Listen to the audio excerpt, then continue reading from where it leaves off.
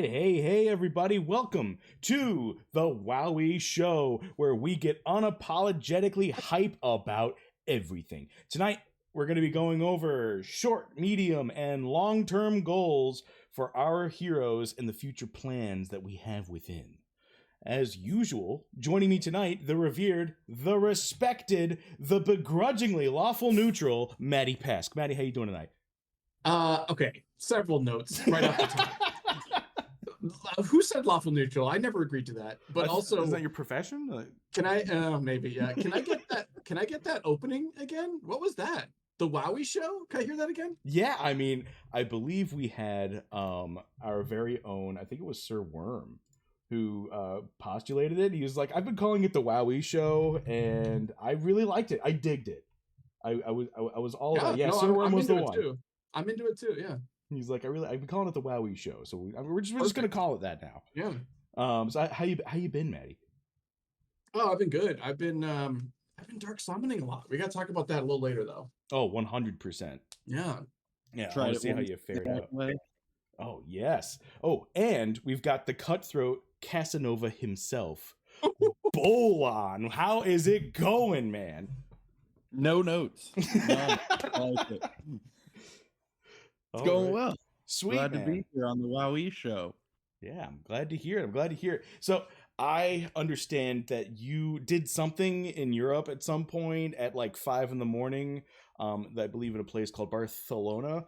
Can you please describe to me what that was during that ungodly hour?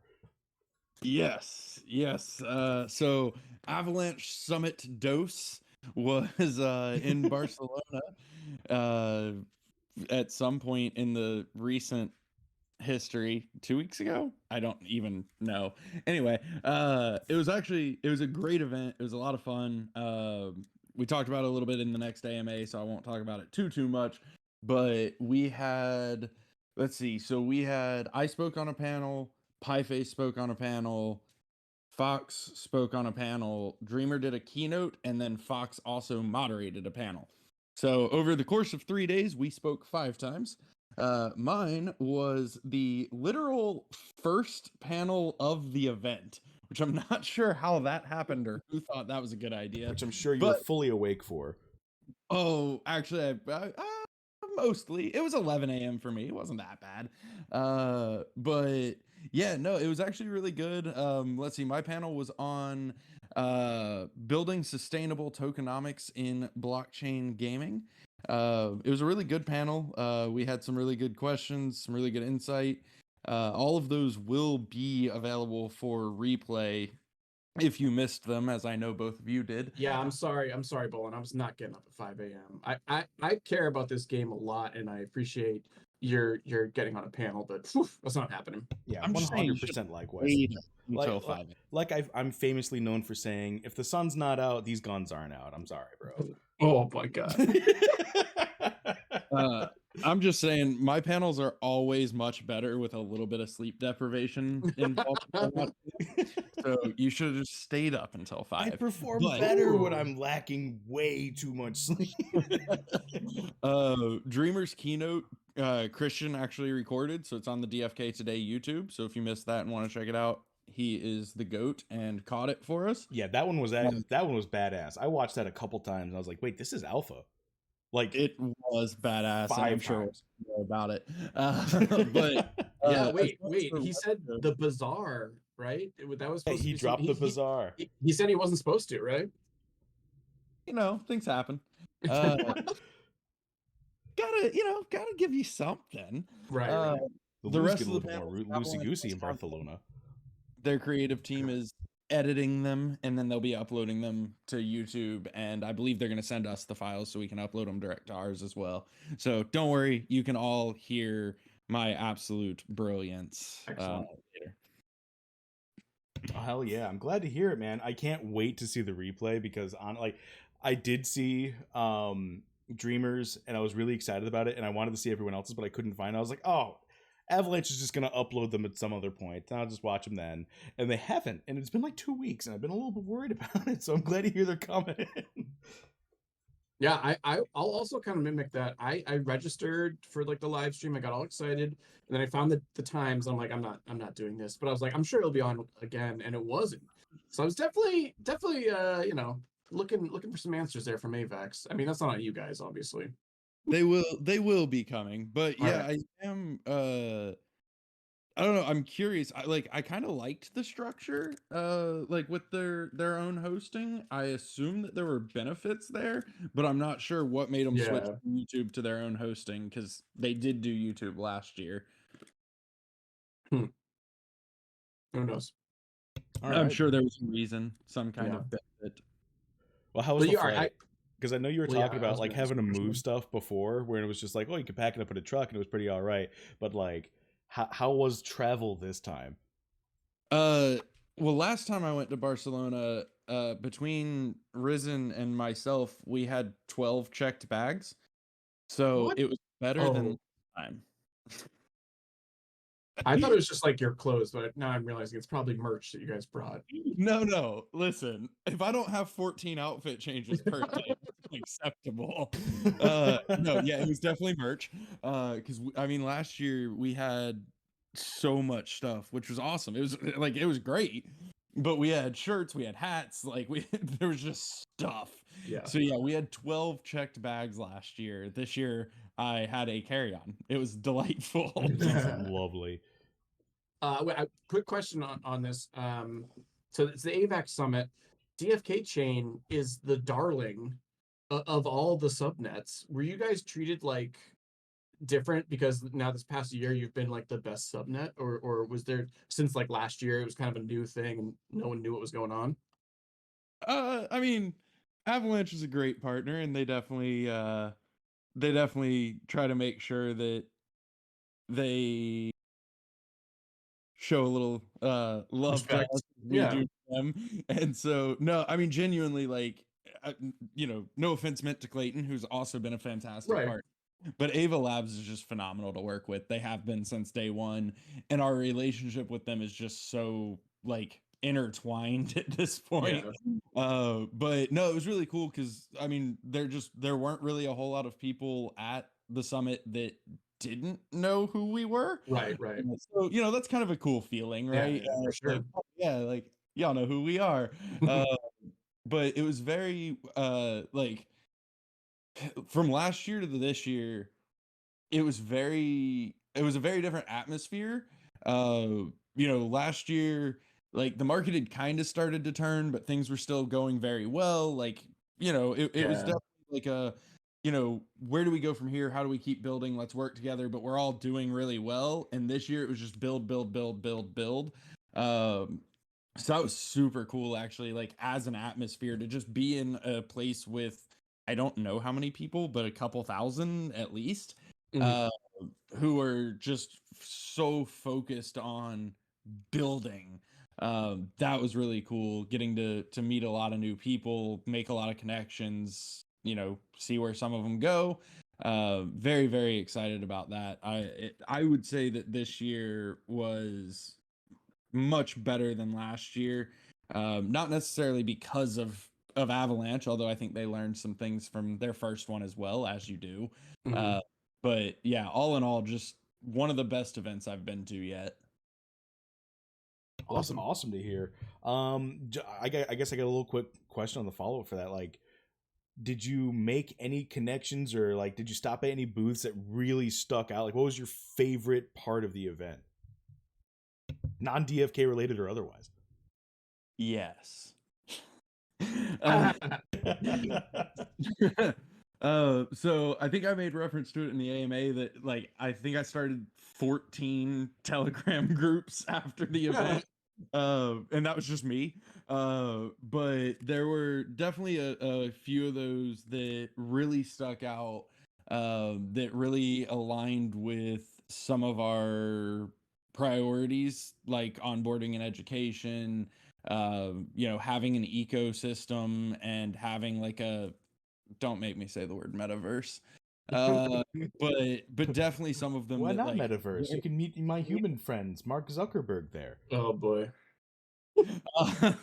But definitely some of them that were like very aligned with short-term goals. That's really cool, to be able to talk to them and see if, maybe it makes those goals a little bit easier to turn into reality. Hell yeah, that's badass. Well, I like the phrasing of goals because that's really, really, really topical tonight. And exactly what I want to be talking about. I want to be talking about our DFK present and future, right? Like where we are right now. What are we gearing towards? Right? Where do we see ourselves like a year, maybe 2 years from a player perspective?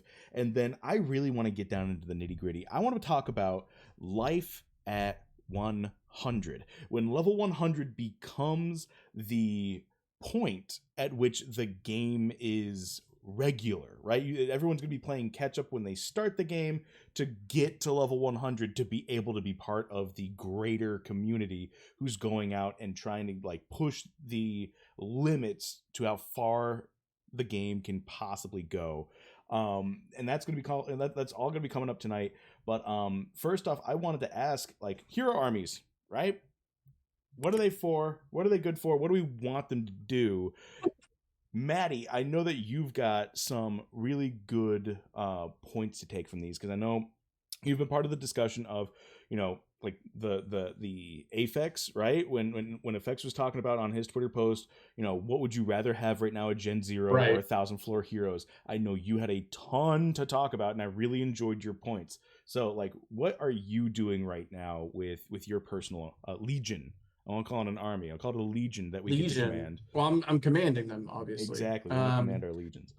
No, I think I'm not going like full floor hero. I know my fellow Bogside host Franz is very much subscribes to FX's theory and is like he's been sweeping floor heroes often, especially checking out the crafting too. He's been kind of doing like floor heroes that have blue crafting. He's been going nuts with that. Because people are posting that. I mean, they're putting him at that low value, so he's just like going for it. And he's been accumulating heroes like crazy. I have been doing some dark summoning. I still am trying to sort of create like a PvP strong PvP hero, and then my misses I'm just keeping, and they're becoming jobbers for me. So I mean, I guess in a way I'm accumulating. Like I'm closer to 175 heroes now. So I definitely am accumulating more, but it's still in an effort to get those PvP heroes and not necessarily the floor army, Okay, yeah. I gotcha. I mean, I guess I want to say I've switched gears almost completely, right? I've bought into the floor army hard, and it couldn't have come at a worse time. Because I mean, let's take a look here, right? We see the floors at 55. We've been to the 50. Yeah. 50 to 60 floor, 40 to 60 floor. That's normal. But if we're looking at some like the fishing and foragers, right? The easy questers, bro, the floor for these things is astronomical right now. We got a 70 floor. And honestly, this is 10 lower than it was 2 days ago. That's kind of crazy. Yeah, foragers and fishers have been going like crazy. I didn't realize that either. Yeah, I mean, like I said, I wanted to get into the floor army, and I was like, let's get some fast questers. And there's not a cheap one out there, period. So you were trying to lazily command your legion. Oh, 100%. Like, just go do whatever. You know what I'm saying? Yeah. But I've 100% bought in. I want the whole legion. I want as many as I possibly can. I want to make as much money in items that I possibly can in inventory. Well, all right. Wait, Wowee, are you comfortable sharing your hero totals? Sure. Yeah, I don't mind. I'll dox myself all day. Well, let's not dox. I'm just how many heroes do you have? I'm not asking you. I think I'm almost to 300. Wow. Okay. I've almost got 300. Unacceptable. Show your face. Yeah. Yeah. Right? Yeah. Win face reveal. When we see behind the pink smile. Show us all 300 heroes, then your face. Well, I mean, maybe I'll do it as a milestone. Maybe at like 1,000 Twitter followers or something like that's that. fun. I'll do Yeah. a face reveal. I mean, that would be. I'd like that. That'd be fun. Yeah, how big is your legion? Thanks, Dixon. It's really Yeah. big, guys. Just believe me on this, okay? But yeah, I am just under 300 heroes, and because I've been wanting to get those fast questers, and the fishing foraging floor it's just been so astronomically high. It's been cheaper to summon all the way down your Gen 1s, Gen Right. 2s, and probably more than halfway through your Gen 3s for Yeah. like the same price, and you have a chance of getting, rarity. Sure. And I think like just the floor on those is really, really, really high. But the floor on a fishing forager with summons is even higher. Like, But then 10 out of 10s aren't 10 out of 10s anymore, Wowee. I mean, I think they're 10 out of 10. You know what I'm saying? You're telling me I need to start Wow. summoning more.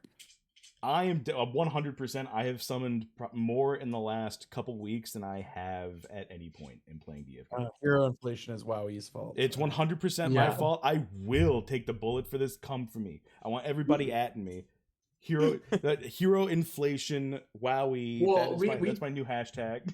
We wanted to talk about our now and future plans. We didn't talk about if we're going to talk about the vote at all. I don't know if you want to, Wowee, or not. I mean, I'm open to talking about the vote because I think a lot of I'll just go out and say it. I think a lot of weight's been put on the vote that's currently being cast out there, where people are going, "Is this the vote to increase the cooldowns?" It's not. It's the vote. Right, To it's just see, the like, gathering would you data, be yeah. open to having Yeah. like an open discussion about it? It would. Yes, of course. I want to hear what the team's point Right. is. I want to hear why they think it might be a good idea. What kind of problems could we potentially be facing? Because I, as a very ignorant NFT holder, should be educated, in my opinion. Well, and I'll say this. I don't know if I'm revealing too much, but I voted yes to I'd be open to talking about stuff. But my guild, Adventures in DeFi Kingdoms, our guild wallet voted no, and we had a Discord vote on our guild, and they voted no. So my votes are canceled, and I'm useless. You tried, bud. It's okay. You gave it your best shot. But it's okay. I mean, I voted yes as well because I don't think there's any damage in opening a discussion. And I think Sticks Yeah. Intern is pretty right about this one. Is even if it's close to 50-50, right? Even if it's close to 50-50, we should humor it. Well, I think I'd be hesitant to approve actually changing the cooldowns, but I'm very curious on Hubert's opinion on it and just want to hear him talk about it. Which I think what you're saying, Wowee, of like let's hear him out, let's talk about it. Which I think this is what this whole poll / vote was for. Yeah, 100%. I mean, the team's a bunch of innovators, and if they can see a Right. potential like speed Right. bump or an issue Yeah. or a crack forming before the game even launches, like I want to hear about it. I want to be a part of the discussion and weigh in. And Mm-hmm. I mean, if they're like, well, we can keep going as is, but like Gen Zeros are going to be worth like $15 down the road because nobody's going to need one. Then I'd have a problem if like, because that to me, I feel like a Gen Right. Zero is the only thing that actually has like extreme value Long-standing, going yeah. into the future besides land, obviously, but the only thing with utility right now Right. going into the future that has extreme value. Like I think a Gen Zero potentially this IMO, in my own opinion, not Right. financial advice. I may be licensed to give financial advice, but this is not it. I think a Wait, Gen what? That's news.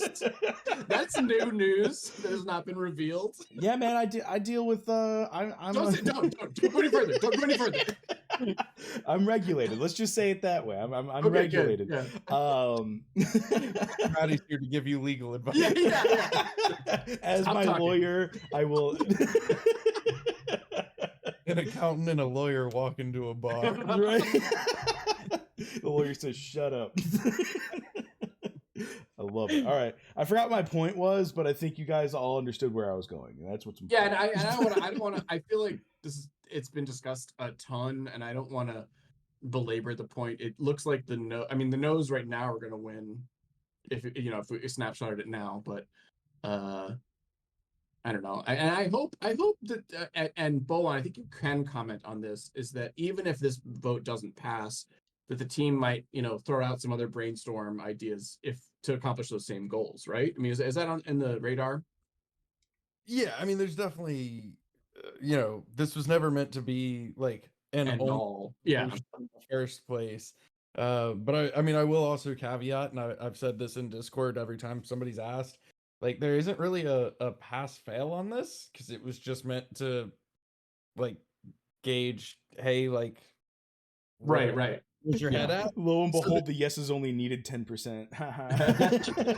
No, I mean, but there's just, it's like, okay, would people be open to this? Okay, Right. right now 60% of people have said no. There's I think that was right. Yeah, it's about around there. Close enough. Yeah.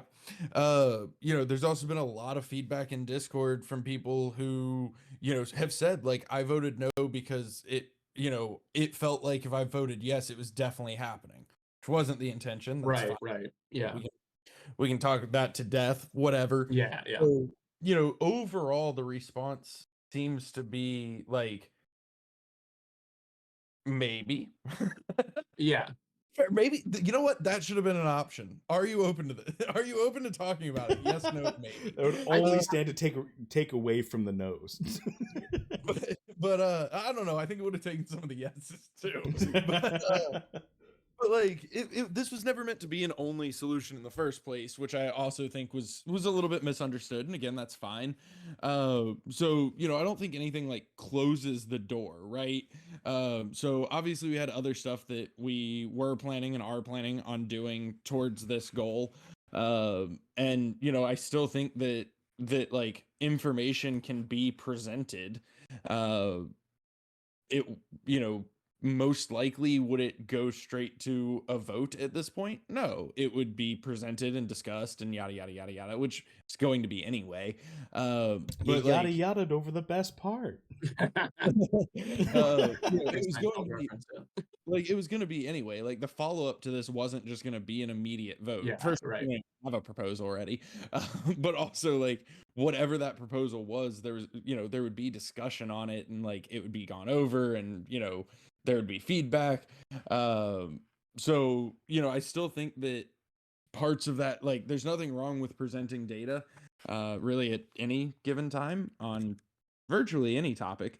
So if that data is presented and feedback starts coming in that people that voted no are changing their minds or thinking differently, then we do another RFC first and see where people's heads are at again, and then go from there. Like, it's all meant to be an iterative process. I don't actually know if iterative is a word, but it's a word. Yeah. I mean, if it isn't, it is now. Yeah. All right. It's all meant to be an iterative process. That's the whole point, right? Like, that's how governance works, really. And so it's basically, this has given us a better understanding of where people's heads are at currently, and that, like, even no votes can easily be I need to be convinced votes, and I think many of them have expressed in Discord that they are. That's what they are, is their I need to be convinced votes. That's fine. There's nothing wrong with that. Yeah. I think, I maybe should have pitched this prior to saying it live on stream, but I think, and Bogside Chats would love to host it, but I would love to just do like 45 minutes with Hubert and like just pick his brain exclusively on this topic, and for him to just like really lay out why he feels a certain way, of like why he wanted the cooldown times to be longer. But I know he's like busy and stuff like that, so he just wants monks to be scarcer. I mean, that's what that's what I'm thinking. But yeah, if you could relay that message to him that I want to do a 45-minute interview with him, thank you. Will do. Yeah. And speaking of Hubert, I feel like we cracked the case on that damn formula. Oh, did you? All I got was shrugs, but like I got nothing else for it. I feel like I wouldn't be told if that formula was, if I was right on that formula. I mean, I just feel like I wouldn't be told ever. But would we tell you you're wrong either? Uh, yeah, but how do we respond to that? Yeah. Maybe, I don't know. Sorry, I had to buffer for a second there. Yeah. So which thing? Because you posted at least two. Yeah, you post like an different- essay. Yeah, I'm sorry if I tend to ramble a little one of them I bit. think went into quantum mechanics. Wait, what? As one of them, I think you went into like quantum mechanics. I mean, just a little Mhm. bit. Just a little bit. Let's see here. Yeah. All right. I'm just gonna pull up the Discord. Nobody look at all of the channels that I have currently. There's a lot. All right. So this is the Discord. Oh wait, that's not that one. DeFi. There we go. So right here is the formula we got. I don't know, Discord's weird sometimes you switch windows. So this is the formula we got that Hubert was just like, here's some just fun to throw at Wowee for a minute. And me and my own Wowee senses, I was just like, let's go, bro. So I immediately went to the drawing board, and I think I had to live type this to Maddie as I was doing, and he probably thought I was just being insane while I was sitting. I was like, all right, here's what we got. I think these are all red herrings. They don't mean anything what they are, but they could be variables. Like, I was going all over the place. And then Hubert immediately stopped me and was just like, yeah, no, those variables are hints to what they actually are. He's like, I didn't want to make this too hard on you, but I'm also not going to verify anything you say. So what we've got is this formula, which is just some delightful gibberish, in my opinion. I really like it. And we have two hints that these variables themselves are hints. So the S, the L, and the A are all hints. And then he said that the number 1000 is incorporated somewhere, but isn't currently in this formula. So that's enough, right? So I was assuming. Now, I'll just go through this. A and L in this formula, I'm assuming are agility and luck. Like, what else could they possibly be other than maybe accuracy? And I mean, it could be like a workhorse, like not really a red herring, but also a red herring, and it's L's for llama because there's two of them. You know what I'm saying? A little inside joke, but probably not. It's probably luck.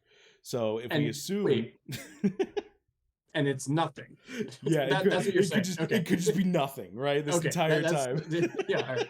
That's what I'm supposed to infer there. The S waste for waste Wowee's time. Is that yeah, that's what I was gonna say. That none of this is actually real and they're just trolling you. Yeah. Is one of your actual opinions of what this might be. Yeah, right? Yeah, no, Starbucks completely right. L does indeed equal Legolas, who has insane luck and an infinite amount of quiver arrows, you know what I'm saying? So I took some screenshots of some of my some differing archers, right? And their vitals page and their stuff and their stats and whatever. And I plugged their stats in, and this is what I got, right? So for each archer, I got 91, 84, 79, and then a bunch of blah, blah, blah, right? I also wanted to talk about the crits, right? Because there was a 0% chance on all of them attacking the front line. And then there was a variable 8, 7, and then 0 attacking the mid line. And then a 2, 1, and 0 attacking the back line, which I thought was really sketchy. But that has nothing to do with any of it, apparently. So if we factor 1,000 in some, this was the most important. This is the most important piece by far, right here. If we factor 1,000 somewhere, all that would do is raise or lower the digit count by plus or minus 3 decimal places.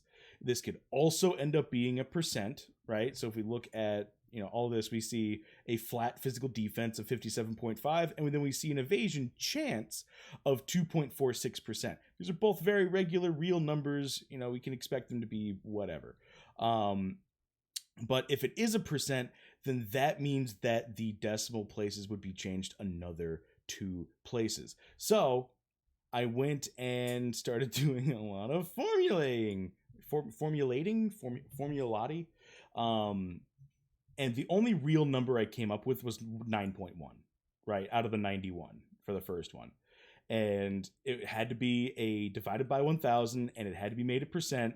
And these are this is where I'm at right now. And I'm sending the bad signal out to every single body. I want to hear everyone's any thought. There's not one stupid thought, because I guarantee you I've had it. There's not one stupid thought out there But here's where we're at right now, right? The only real number is 9.1 because 9100 would be too high for something at level 1 or 10. 9,176,000 is too high. We can't do anything with that. And 0.009 that's nothing. That's literally nothing. So the only thing we have that's real is 9.1 from this character, right? For this agility and this luck, it's 9.1. What could this be?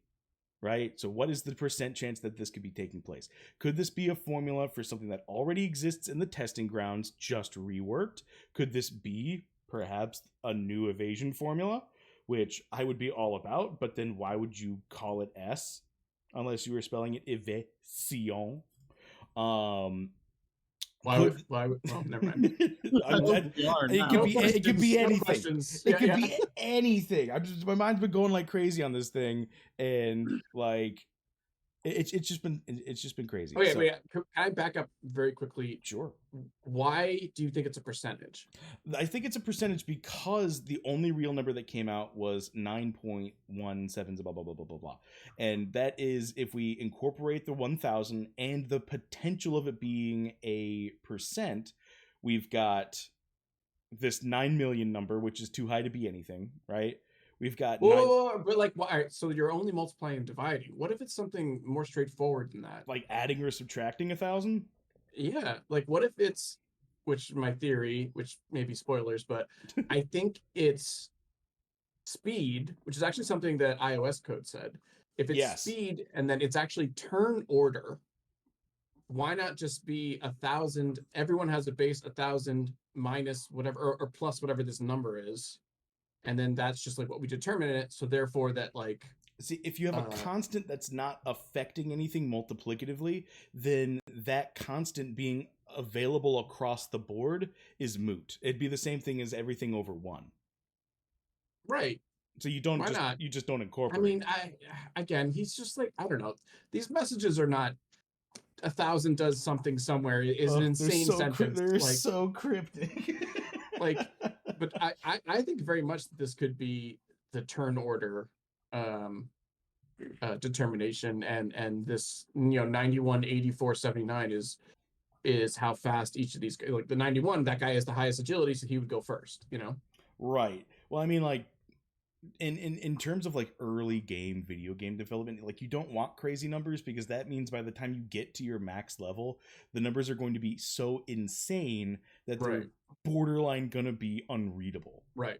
So if we're starting off at 9 million, where the hell are we gonna be by level 50? Yeah. You know what I'm saying? So if we're starting off at 9%, that can scale well. That's a real number. The only reason I say this is because the percent doesn't work for my theory. Because like, why would turn order be determined by a percentage? So it could be interesting if everyone starts off at like, say what you're talking. Everyone starts off at a base speed of 1,000, and then it's plus or minus 9%. So the real speed right here would be 1,000 plus 9.17%. Well, and then also, yeah, and then see, at least that way too, there's no ties because there's a million goddamn decimal, numbers. So, like, right. There's always going to be an outcome of a certain order. Right. 100% too.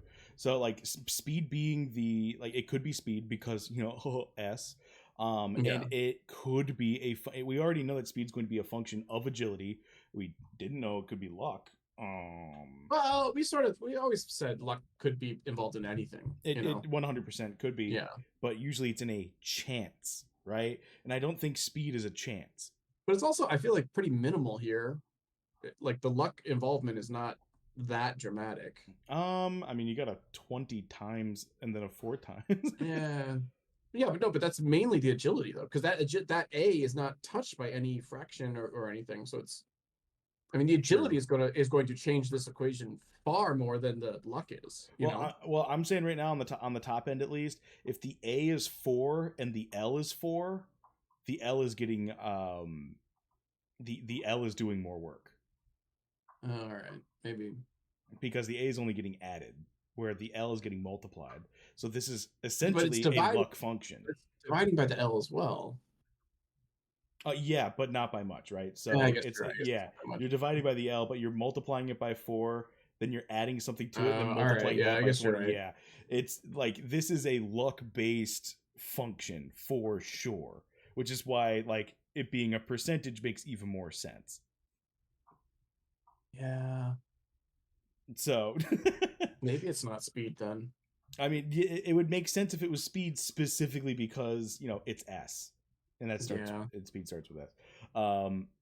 But I mean, where my brain was at was, could this be a formula for something that already exists in the testing grounds, just reworked? Accuracy came to mind immediately, but that would incorporate Dex or Wisdom, which it does not. I could see evasion, right? But it doesn't start with an S, but it does have nothing to do with Dex. It would be a % chance, and it's based on luck and agility, right? So evasion makes the most sense out of what a percentage chance could possibly be. Could this be a potential of a new class to try out? Could this be a new system being implemented by the next wave of testing ground participants, which I would be all about? Could this be a potential for a mechanic release, right? So rather than a chance to happen, it is a severity of how good a slow is, for instance. Chance to resist a stun. I was just thinking of S words that are in the game. I was running out. And then I thought that maybe the new Shroud rework. So where we had Shroud before was a 50% evasion buff when channeling. What if, because I mean, Workhorse did say we're nerfing Shroud, you monsters, which I mean, I deserved that. I was too much of a Shroud maxi. I was about to go as far as say, if you don't have Shroud on your front line, it's garbage. But maybe this is a variable scaling version of Shroud, which would be super interesting. But since it's more of a luck function than it is an agility function, I'm going to say probably not. And then when I asked if I was hot or cold, I just got this extremely the most irritating shrug I've ever seen in my entire life. I've never been more angry to see this shrug. Bolon, I brought you on specifically to ask, how dare you? Hey, you know what? Wake up at 5 a.m. to listen to my panel. Yeah, right. The answer was in the panel all along. So I imagine in the middle of this panel in Spain for Apex, Bolon just goes like, "And Wowee, you're wrong." You're not even close, Wowee. Just want to let you know 2 weeks in advance from across the Atlantic Ocean. Yeah, exactly. In the middle of the panel, I just start dropping random words that start with S, A, and L. Sausage. I'd go insane. I don't think we're not gonna get an answer here. I think it's fun to speculate. No, this is 100% speculation, but I know that Starbuck and the Beeve on the last Mythic Squad stream put out a prize for anyone who is also speculating on this formula, and I want to add to it as well. For anyone who actually gets it right, and it's gonna be the first one, and it's got to be in PvP discussion on the DFK Discord. Throw in your answers and back it up somehow. I've done most of the legwork for you. Trust me. But if you can accurately pick something out that starts with an S and logic it out, give me what it is and why is it. But what does S represent? It could be, something else, but it's definitely sausages. But I'm throwing in not only the Mythic Squad prize, which I forget what it was. I think it was an egg. It was either an egg or a good pet. But I'm throwing 150 crystal on top of it. Ooh. Enough to get yourself a forager. There you go. A florager. But yeah, I'm throwing in 150 crystal. Anyone who comes into PvP discussion and gives me a good reasoning, and when we get a confirmation, and if you're right, I'm giving you money. It makes me so happy because normally when y'all speculate wildly on stuff, I'm right there with you. I have no idea what's happening, and I'm like, yeah, maybe that could, sure, why not?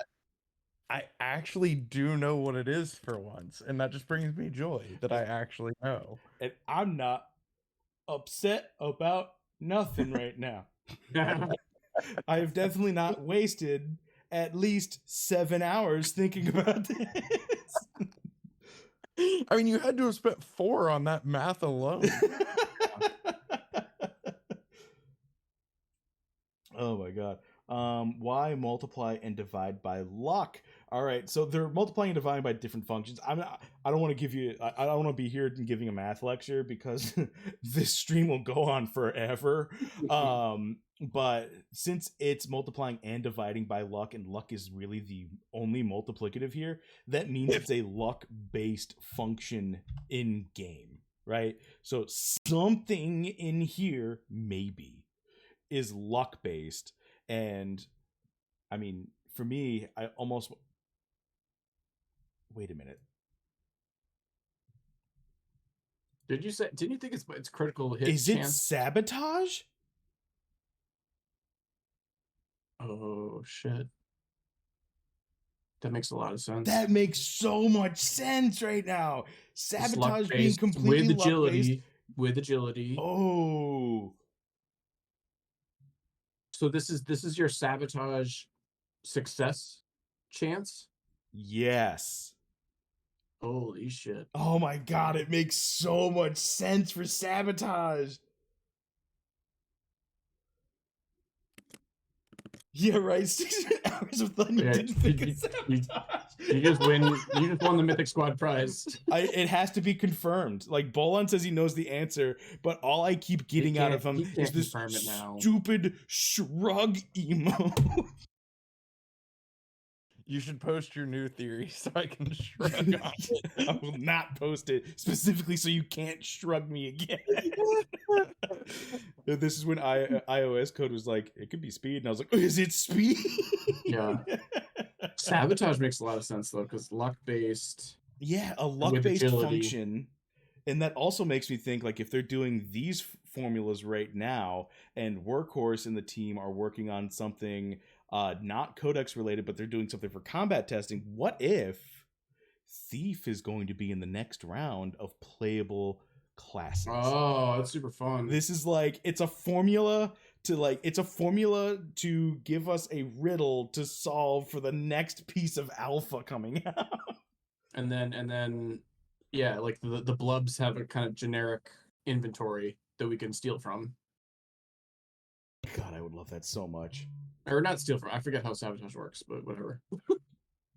Yeah, the what is it? It's the Battle something. God, why can't battle they inventory and then battle. I forget Yeah. what it's called. Battle crate. No, it's not that. It's not great. Battle. We're just gonna call it the battle pouch. Yeah. I forget what there's like the in battle one and then the generic. Fuck. I'm gonna have to look it The up. battle bag. Yeah. All right, so I'll go ahead and not. My official answer right now is Sabotage, but How did we not see that? I don't know. I'm blind. Yeah. You can't see the forest for the trees, kind of deal. Like Yeah, exactly. I was how many digits out on this stupid decimal? All right, it's battle inventory and battle budget. Battle are the two. budget. Yes, that's what Yeah. it was.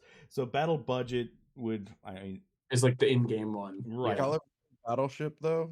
That's a good game. That was wait. He's Ooh. trying to distract us. Ship. It has something to do with ship. Oh, exactly. But yes, this is my decree to everyone who's listening right now, and I'm sure we're not going to get it confirmed for a long time. We're just I'm just going to get shrugged at aggressively, might I add. That's how I'm taking it. But yeah, post whatever you think, logic it out, and let me know in the PvP discussion portion of the Discord in DFK. And if you're right, I'm throwing 150 crystal on top of the Mythic Squad's super good pet. I can't remember exactly. I think you nailed. I think you need to send that 150 to yourself because you nailed it. I would. You know what? I'm about to high five myself because I was like, "Damn, that's pretty good." But yeah, I guess we can. I'm gonna see if Hubert has more cryptic information to give. Just because it's entertaining to watch this. The Puzzle Master. Ooh, Starbucks in. He's gonna match the 150. So we've got a bounty, It'll baby. only do one, I think. We've got a bounty. In case you win. Yeah, just in case. I liked Sticks. Welcome to the Daily Shrug. Oh my god, Daily Shrug would be so good. You just like pick somebody's insane theory and just post a shrug. Shrug. Just like post it on Twitter or something, like, who knows? Could be right, could makes be wrong. Apparently, Twitch doesn't have a shrug emoji, which seems like a great failure. That does seem like a bad idea. Work on that, Twitch. Yeah, come on, Twitch, get it together. Maybe I'll have to do my sub emotes and put a shrug in there and have Wowee shrug. There you go. That's how we'll get around that. Then it'll just cost whatever the price of an Amazon Prime sub to Twitch is, which is nothing. It would be completely free. You just got to throw your Amazon Prime sub at me. It doesn't cost anything, but it does help me out a lot. And I like how does that work? Good trans. Yeah, right.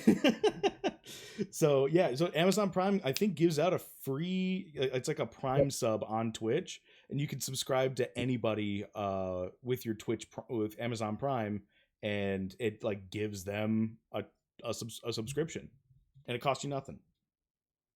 Yep. It's pretty sweet. I'm a big fan. And we know all of you have Amazon Prime, so I use my sister's. I am frugal. Well, use your Twitch sub on yourself. Yeah, you know what? I might.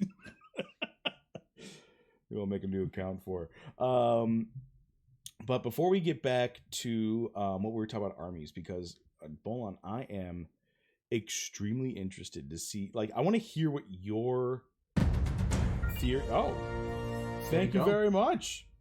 Born to Die. Thank you for the sub. see, all you the had to Prime do was sub. educate people. Right. I always forget. Like, I'm so bad at like pumping my nose. I never say like and subscribe. I always forget to say like follow along. I completely space on it. This is like, and people are gonna come. They're gonna go. They're gonna do whatever they want. If they like it, they'll stay. If they don't, they won't. Right. But seriously, Born to Die. I love you, man. Thank you so much.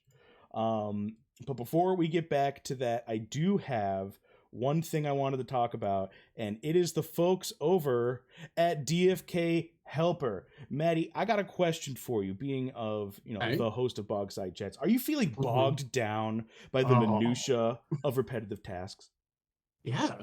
Are you tired of setting alarms to keep your heroes questing at peak optimization? Yes. Well, let me tell you right now, DFK Helper gives you the freedom to play how you like. They've got auto questing, so you can be questing at maximum optimization at all times.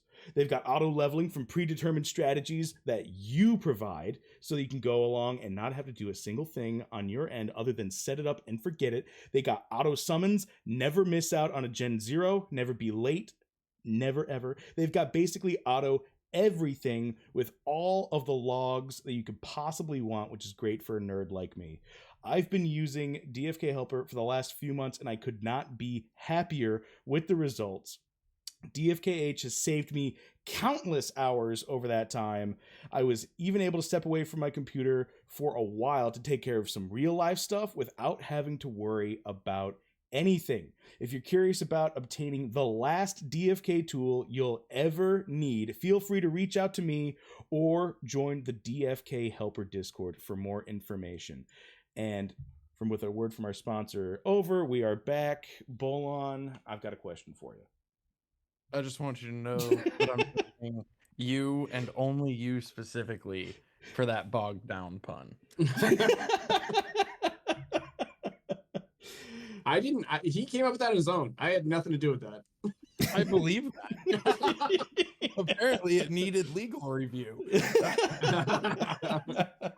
All right, I'm done giving you a hard time. I hope Coolio and Zellies appreciate it, because they are legitimately fantastic guys, and they work so super hard. I believe right now that like Zellies is working on like the pet integration right now to like make sure you can keep your pets fed at all times, so you can keep going and keep questing and keep getting all those juicy bonuses that you want. But returning back to the question at hand. Bolon, you've heard what Maddie and I are both doing with our hero armies. What, and I don't think I've ever heard it, what is your current strategy in game? You know, I'm offended by the fact that your question implies that I have one. Wait, Pure chaos no. is the strategy. I mean, you're not wrong. I tend to do some really dumb stuff late at night, often in the gardens. But no, I mean, semi-targeted accumulation would be the actual answer to your question. Interesting. So so the way I see it, there will be primarily 3 play styles of DFK, right?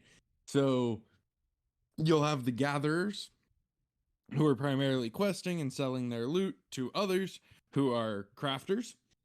Those crafters will be buying that loot, taking their heroes, crafting it, and then selling the items to the fighters, the combaters, the PvPers, the Wowies of the world, who are primarily focused on combat.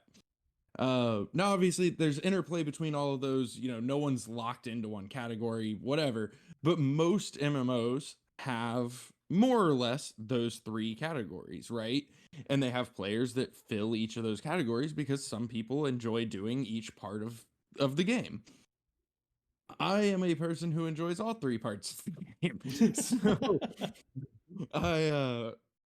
I believe in accumulating my floor army to go do tasks for me and be potatoes. But I also, want to make sure that I have some guys who are able to craft most of what I want. I don't think I'll ever, because I'll never be the best at any of the 3, right? But I will be decent at all 3.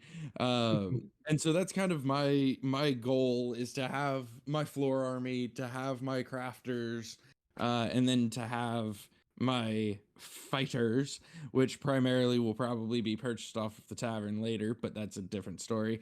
But yeah, so I genuinely, I enjoy all 3 parts. Obviously we talk about World of Warcraft a lot, right? Because it's easy. And because everyone's played it, and I think we've all been 15 at one point. But I actually prefer to refer to Ultima Online, and if you played Ultima Online, you'll know that it was massively superior to anything World of Warcraft could have ever tried to be. I'm gonna be honest, I haven't heard the phrase Ultima Online in like 12 years. I remember hearing about it and hearing someone say similar, but I have no idea what it is. It was like a early 2000s, maybe late 90s, MMORPG, but it was a lot of fun. Like it was just such a good game. It was very well designed. It just never got as big as World of Warcraft. They never did 14 expansions or however many they've done now.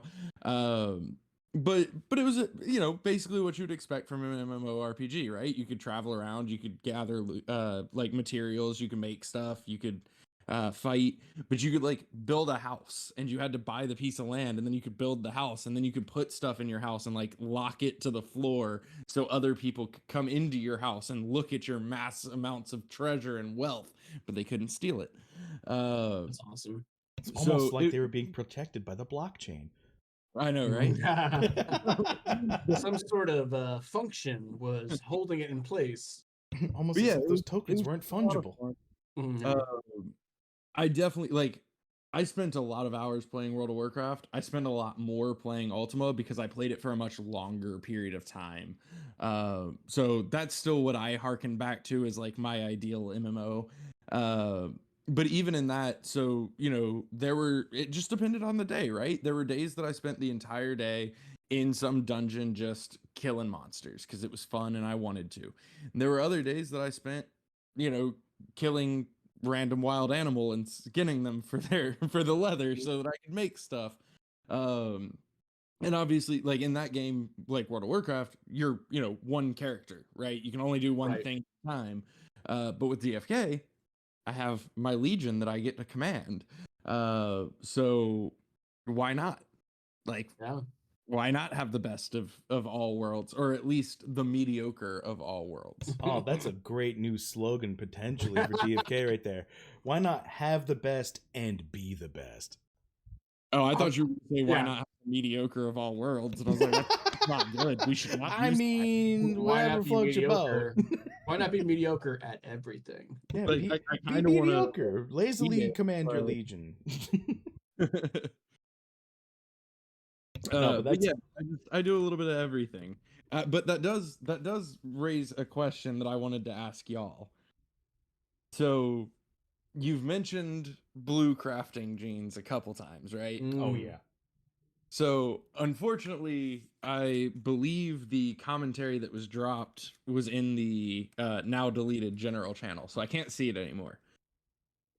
So, what do y'all remember of what was said about the crafting genes?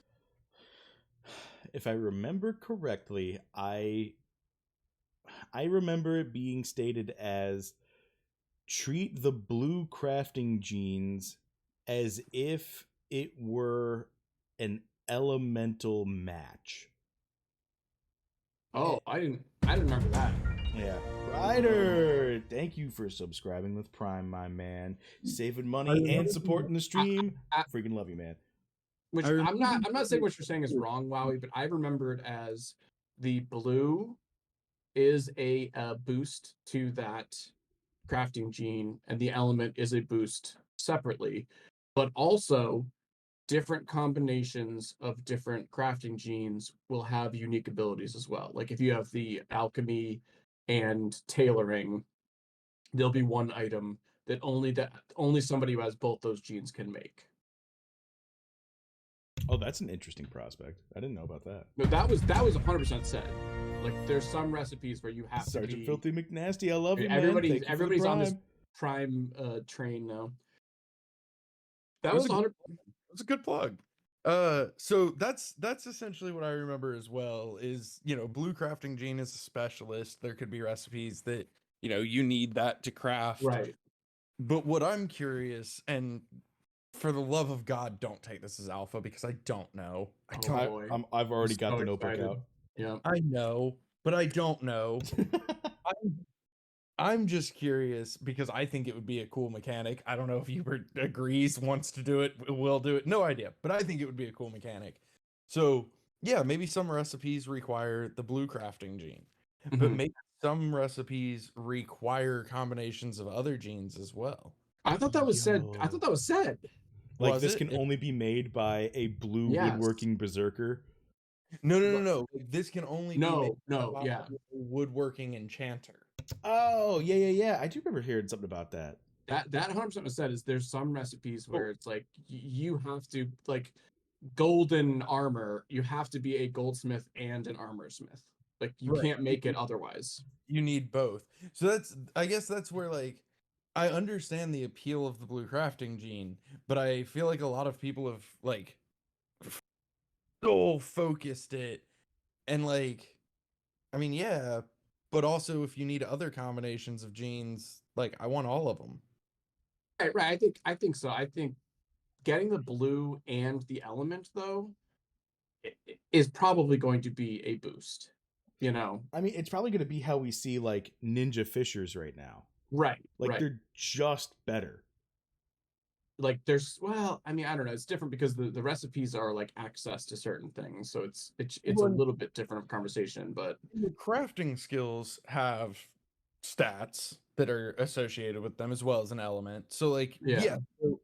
but I don't think that'll be well, I mean I guess it would still be tied to class just because of growth rate. Right. So I mean but yeah, I mean if you're building, if your entire hero base has blue crafting stats, like yeah, you're going to be able to make some cool stuff. Yeah. You're not going to be able to make anything that requires two different Right. I still think though at this point in time we don't know any of what those combinations like again, going back to the topic at hand, present versus future. Right now in the present, and again, I understand, I know, Bolon, you say it every time of like, don't ape in to broken whatever, but like at this point in time, all the information that we have is blue is a boost and element is a boost. Now, certain combinations of other ones might be boosts, but we don't know for sure. Well, I don't think they'd be boosts. I think they would just be Right. in some instances. So I think that's why I think if you're seeking out value and not financial advice, like there are people posting floor heroes with blue and matching elements. Yeah. And so I mean, I think that is that's why I think I don't know. That's why I think why people might be strategizing around that. Well, I will say, like, that's more predictable than Right. trying to guess, like, oh, these two Yeah. have a recipe later. Like, that's absolutely fair. I said it in chat in response to somebody, but I want to be able to get whatever I want whenever I want. So, Right. well, you know. So you need every combination of every Right. Exactly. That's reasonable, right? yeah. I don't think I'm asking that much. I also think I mean I don't know how it's going to work obviously, but goldsmithing seems to be the one that I want on like every, because I feel like that's the one that's like jewelry or little items that could be added to anything. Or okay. But you can only get one ring. Oh wait, why do they go in here? I know. I was very glad you brought that up in the AMA. Right, but why do I have two hands? Why are there two hands? Why do I have two hands if I can only wear one ring? That's what I want to know. You see, hand one, hand two. There's Two hands. Two hands. Those are Five fingers. 5 fingers on each. 5 fingers on each. Listen, if we don't have pinky rings, I'm rioting. And pinky toe rings too. Wait, does this mean we can have one ring and potentially like a fancy, like a single white glove, like a Michael Jackson kind of deal going on? Oh my god, I love it. No, I think it's shields, to be honest.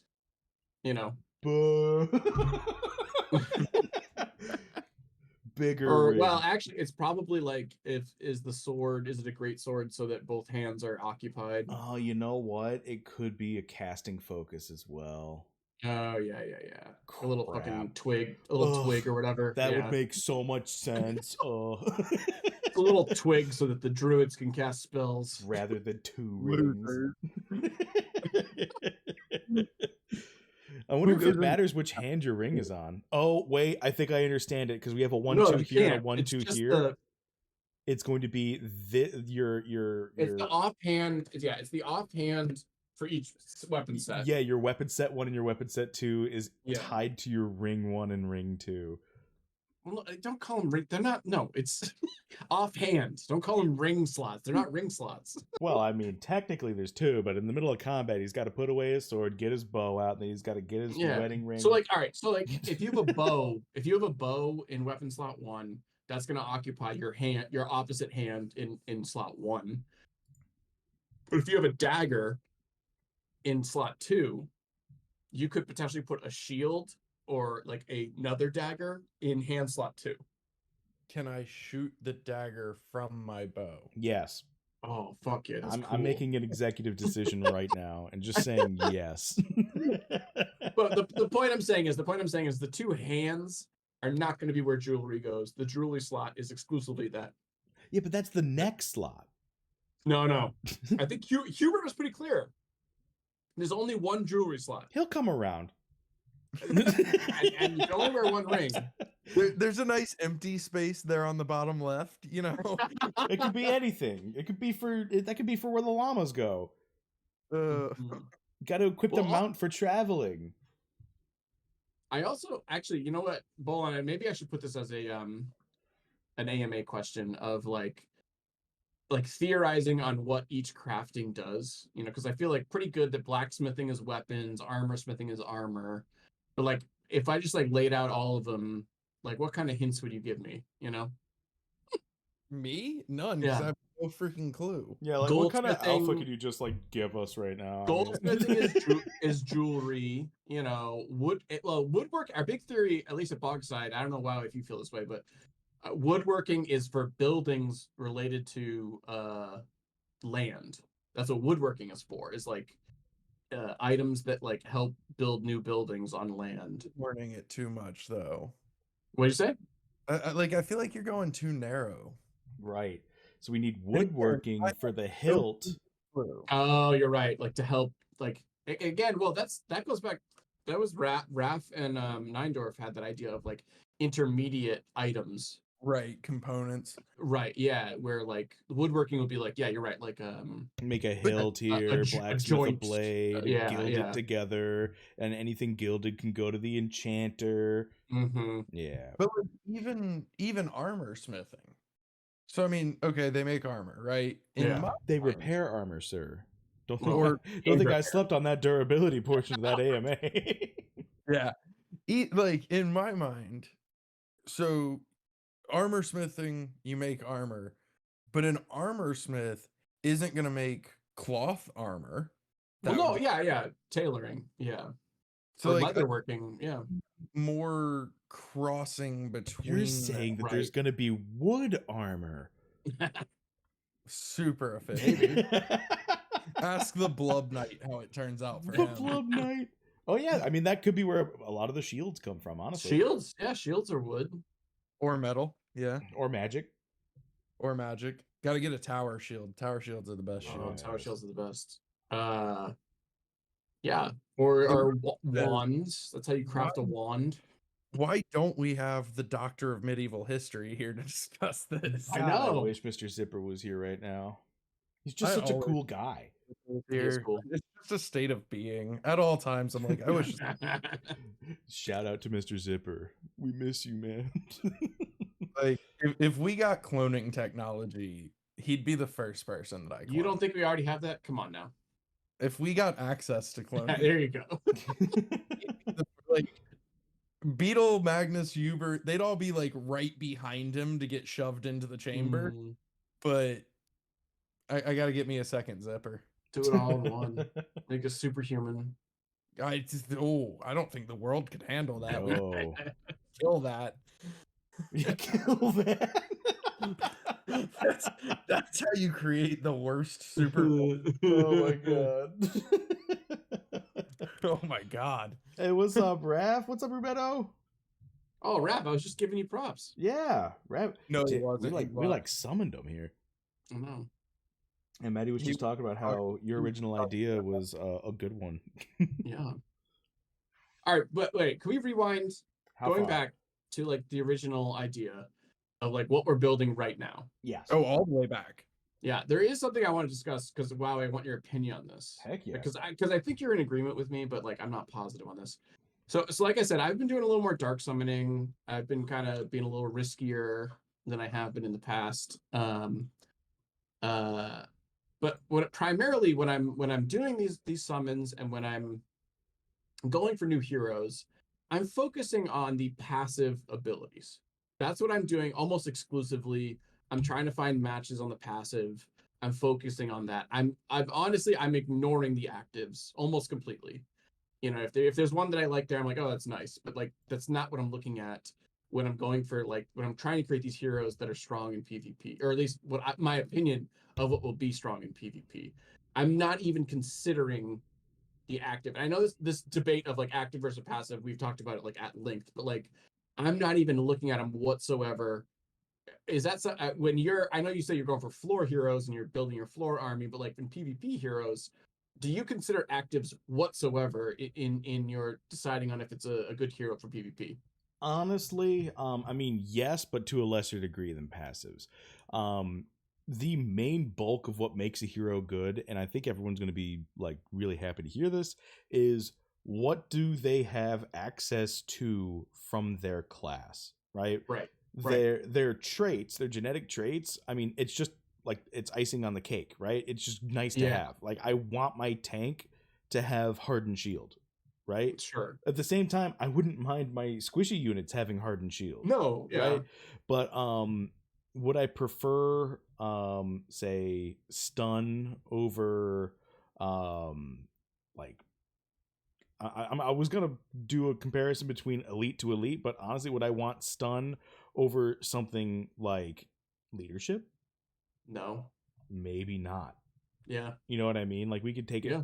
We can go like, would I want one stun over double clutch? You know what I mean? Like No. it. Yeah. I mean, I hate this answer because it's so Yeah. common, but it depends.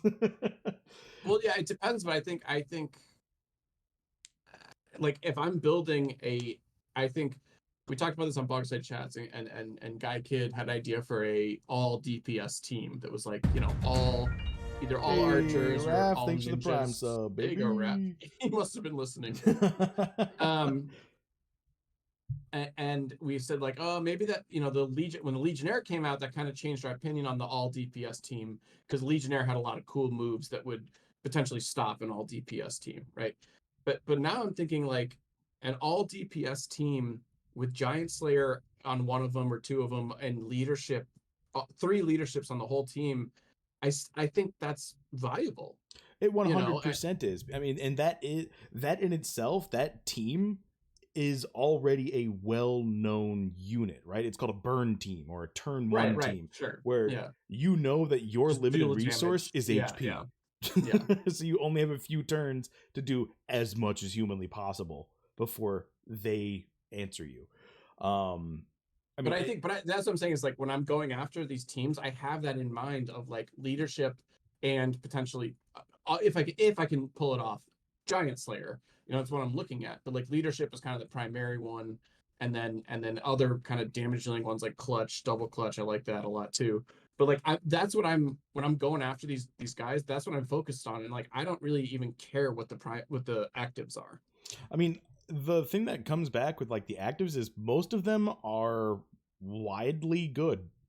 Right. Like they all fit kind of the same thing, where like you're either dealing some sort of status or you're removing some sort of status, right? Mm-hmm. But I mean, I think this is a good question, like in tangent with Starbucks. Like, would I prefer Second Wind versus Giant Slayer on a Dread Knight, right? Second Wind, no question. Like, Well, but Second Wind only happens once. I know, yeah. You know what I'm saying? But it has such a big impact because it affects something that is around all game long, right? So Second Wind gives you 50% of your missing HP back, which however long it took you to get that health removed, right? Especially that's how many turns you're removing. Yeah. So however much health or however many turns of damage you've taken, you're removing half of those turns from the action economy. Essentially, is what's happening with it. Like Second Wind is legitimately a really, really, really good active. Whereas Giant Slayer, do I expect my Dread Knight to be lower HP than the other units all the time? No, yeah. You know what I mean? No, obviously not. Yeah. Right, but I mean, would Giant Slayer come in handy to? Oh my god, yeah! Like turn the tides, like flip the table on them. Absolutely, because most certainly the Dread Knight, your Dread Knight, hypothetically, if it's one of all, I mean, if all 3 are Dread Knights, whatever. But and to be completely honest, I am actually more bullish on double clutch than I am for double Giant Slayer. Oh, I disagree with that.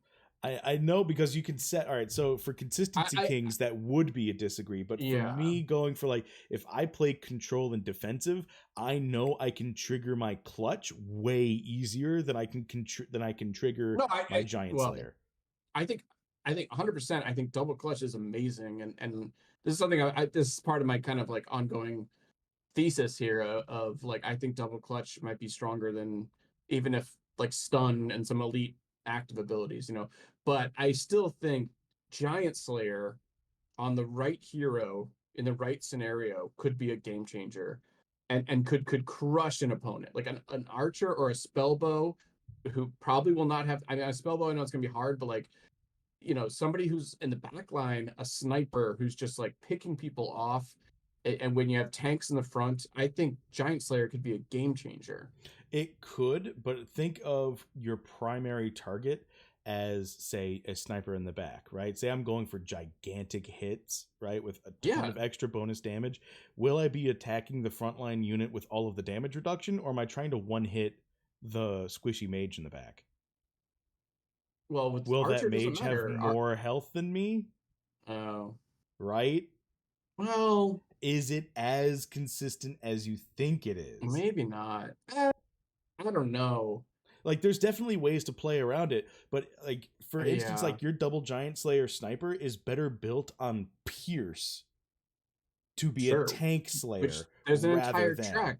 Right. There's an entire track for Archer that does that. I Right. mean, So, like, but is that the archer's main job, is to get rid of the tank, is to kill the tank? no, probably Nah, not. it's Yeah. not. That's not the Yeah. role of the archer, but at the same time, it can be, right? So that's more of like a Huh.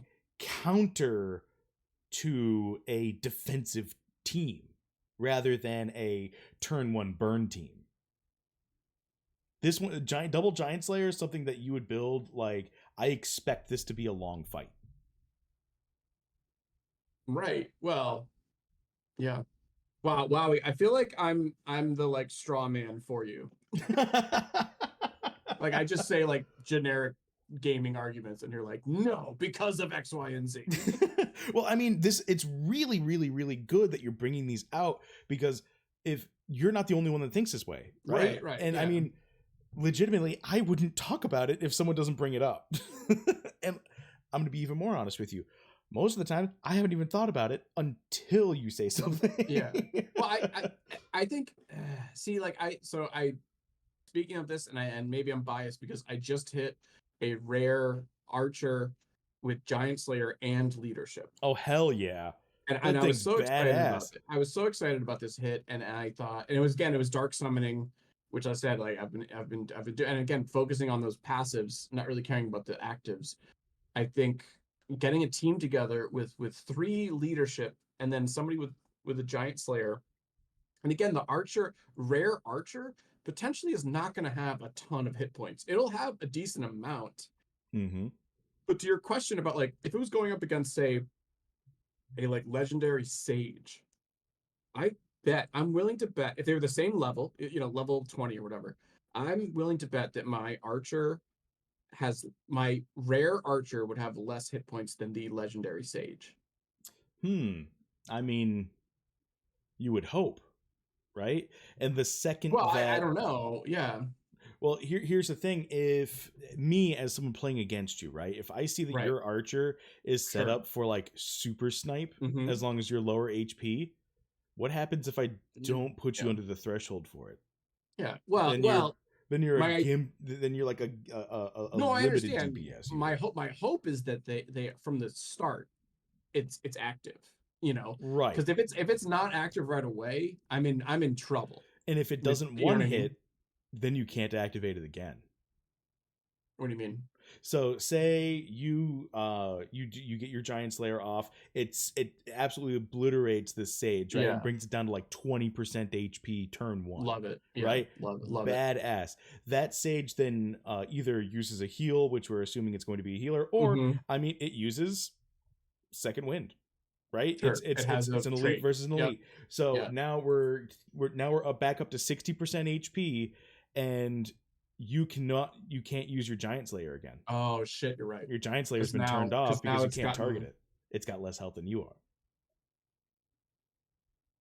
Wow, Giant- you're blowing my mind. You're blowing Giant my Slayer mind is right one of now. those like real. It's hard to pull off. Like it can be active from the very beginning, which isn't the case with Clutch, right? Right, So you can right. get value immediately, but you need to be building for a gigantic Well, all right, hold one on, hit. hold on. Yes, but also then the Giant Slayer can target somebody else. 100%. Giant Slayer And can then- always and target somebody then- else. Have your midline guy have some AoE Hmm. to help clean up whatever is left. Yeah, which I think is a perfectly good strategy Yeah, if you're not playing into someone who's got an answer for that. right. I mean, that's the all DPS, like all damage team. And I'm a huge fan of that team. Comp. Yeah, I think- I think- love me a burn team. I think Warrior with the what's the one that's like deal damage to make basic attacks? Cleave, right? Oh, you mean the Furious Cleave, one of my Yeah. absolute favorite abilities in the game so Like far? all your basic, do basic to everybody. Yeah. So, well, but then that wouldn't be the third row. I got to rethink this strategy. And Giant Slayer says if your target possesses greater HP than you, you deal 30% bonus damage. Oh, so interesting. So if you're forced as a targeting. basic attacker to attack Right, a right. knight, like you'd get the bonus and you'd probably be hitting the person behind them. Actually, now that I'm thinking about it, this would be perfect because you would just target the knight and it would deal bonus damage behind them. That'd be Giant Slayer on a warrior. That's a great Holy idea, shit. actually. Good job. Like that. So Giant Slayer on the warrior, but the warrior is going to have high hit points though. Well, probably not higher than a knight. No, but you got to hope for.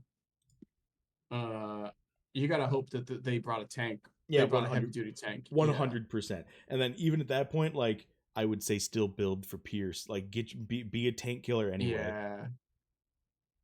Oh man. Let's see. Starbucks says, "What if your target is an AOE?" So even when you're AOEing, you can still technically target. Well, that's actually a good question that I would want to ask. I mean, based on the codexes, it looks like there's always a target. Yeah. And then it's like target somebody and hit everybody is like how it's framed. But there are in some games it's like attack everyone at once and there is no target. But I don't think all the codexes have said target somebody and then hit the other ones. The only one that we've seen worded very specifically on how it hits is explosion. Yeah. Which is it deals damage to a target enemy and then it deals that same damage to the other two or to everybody at the same time. To everybody. Which so explosion's double on that one. fantastic. Yeah. So yeah, so I actually that might be a good AMA question for Workhorse. Which by the way, Bolon, when are we gonna get Workhorse in another AMA? Yeah, man, I'm dying to hear from him. I miss him so much. Still there? Is Bolon still there? Even he's just been taking notes and aping into our really overpowered scenarios. Yeah, I've been buying every double Giant Slayer. No, I was just enjoying the speculation and doing some messaging in the background. But Bolon's at work right now. Yeah, also AMA with Workhorse. That's a good question. We should do one soon. Yeah. We the people love him. They do, and I do. So I mean there might be some good motivation soon. Like it. Yeah, we'll have to do that. Now when you say soon TM, do you mean like do you mean like tomorrow? Do you mean like combat testing soon or what? I don't even know what combat testing. Yeah, I don't know what that means. I just remember back in January, it's like we're gonna be able to try it out soon. It was like, all right, yeah. So all right. Yeah, combat testing soon. Let's go with that. Okay, yeah. I'm gonna segue away from this because it's awkward. All right, Wowee, this is my other question that I want to pick your brain on. We've discussed this at length, and again, this present conversation included. I think passives are significantly better than actives. When and what actives are you seeking out in your heroes, if at all? Because like for me, it's literally zero. Like I don't care whatever actives they have. If it's one I like, nice, that's fun. Are you considering any of them? I mean, even elites and advanced, I'm still kind of like, whatever. Yeah, stun I think is very impressive.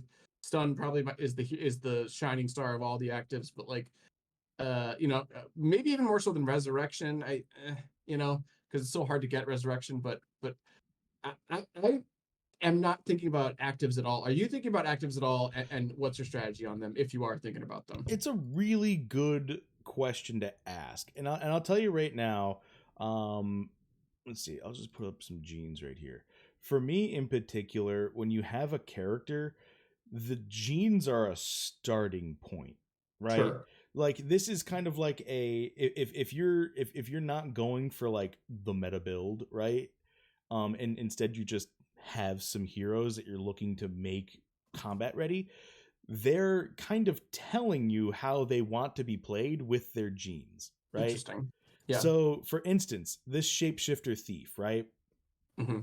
I have access to the entirety of the shapeshifters codex, as well as 15 points to spend in the thief codex. I could do a ton of different things with this already, but with my actives being Death Mark and Critical Aim, I think I want to go for a fast attacker, right? Sure. And then so my actives are offense based, and my passives are defense based. I've got Stalwart and Headstrong, which makes me not able to be poisoned, and I'm a little bit better off against dazes, right?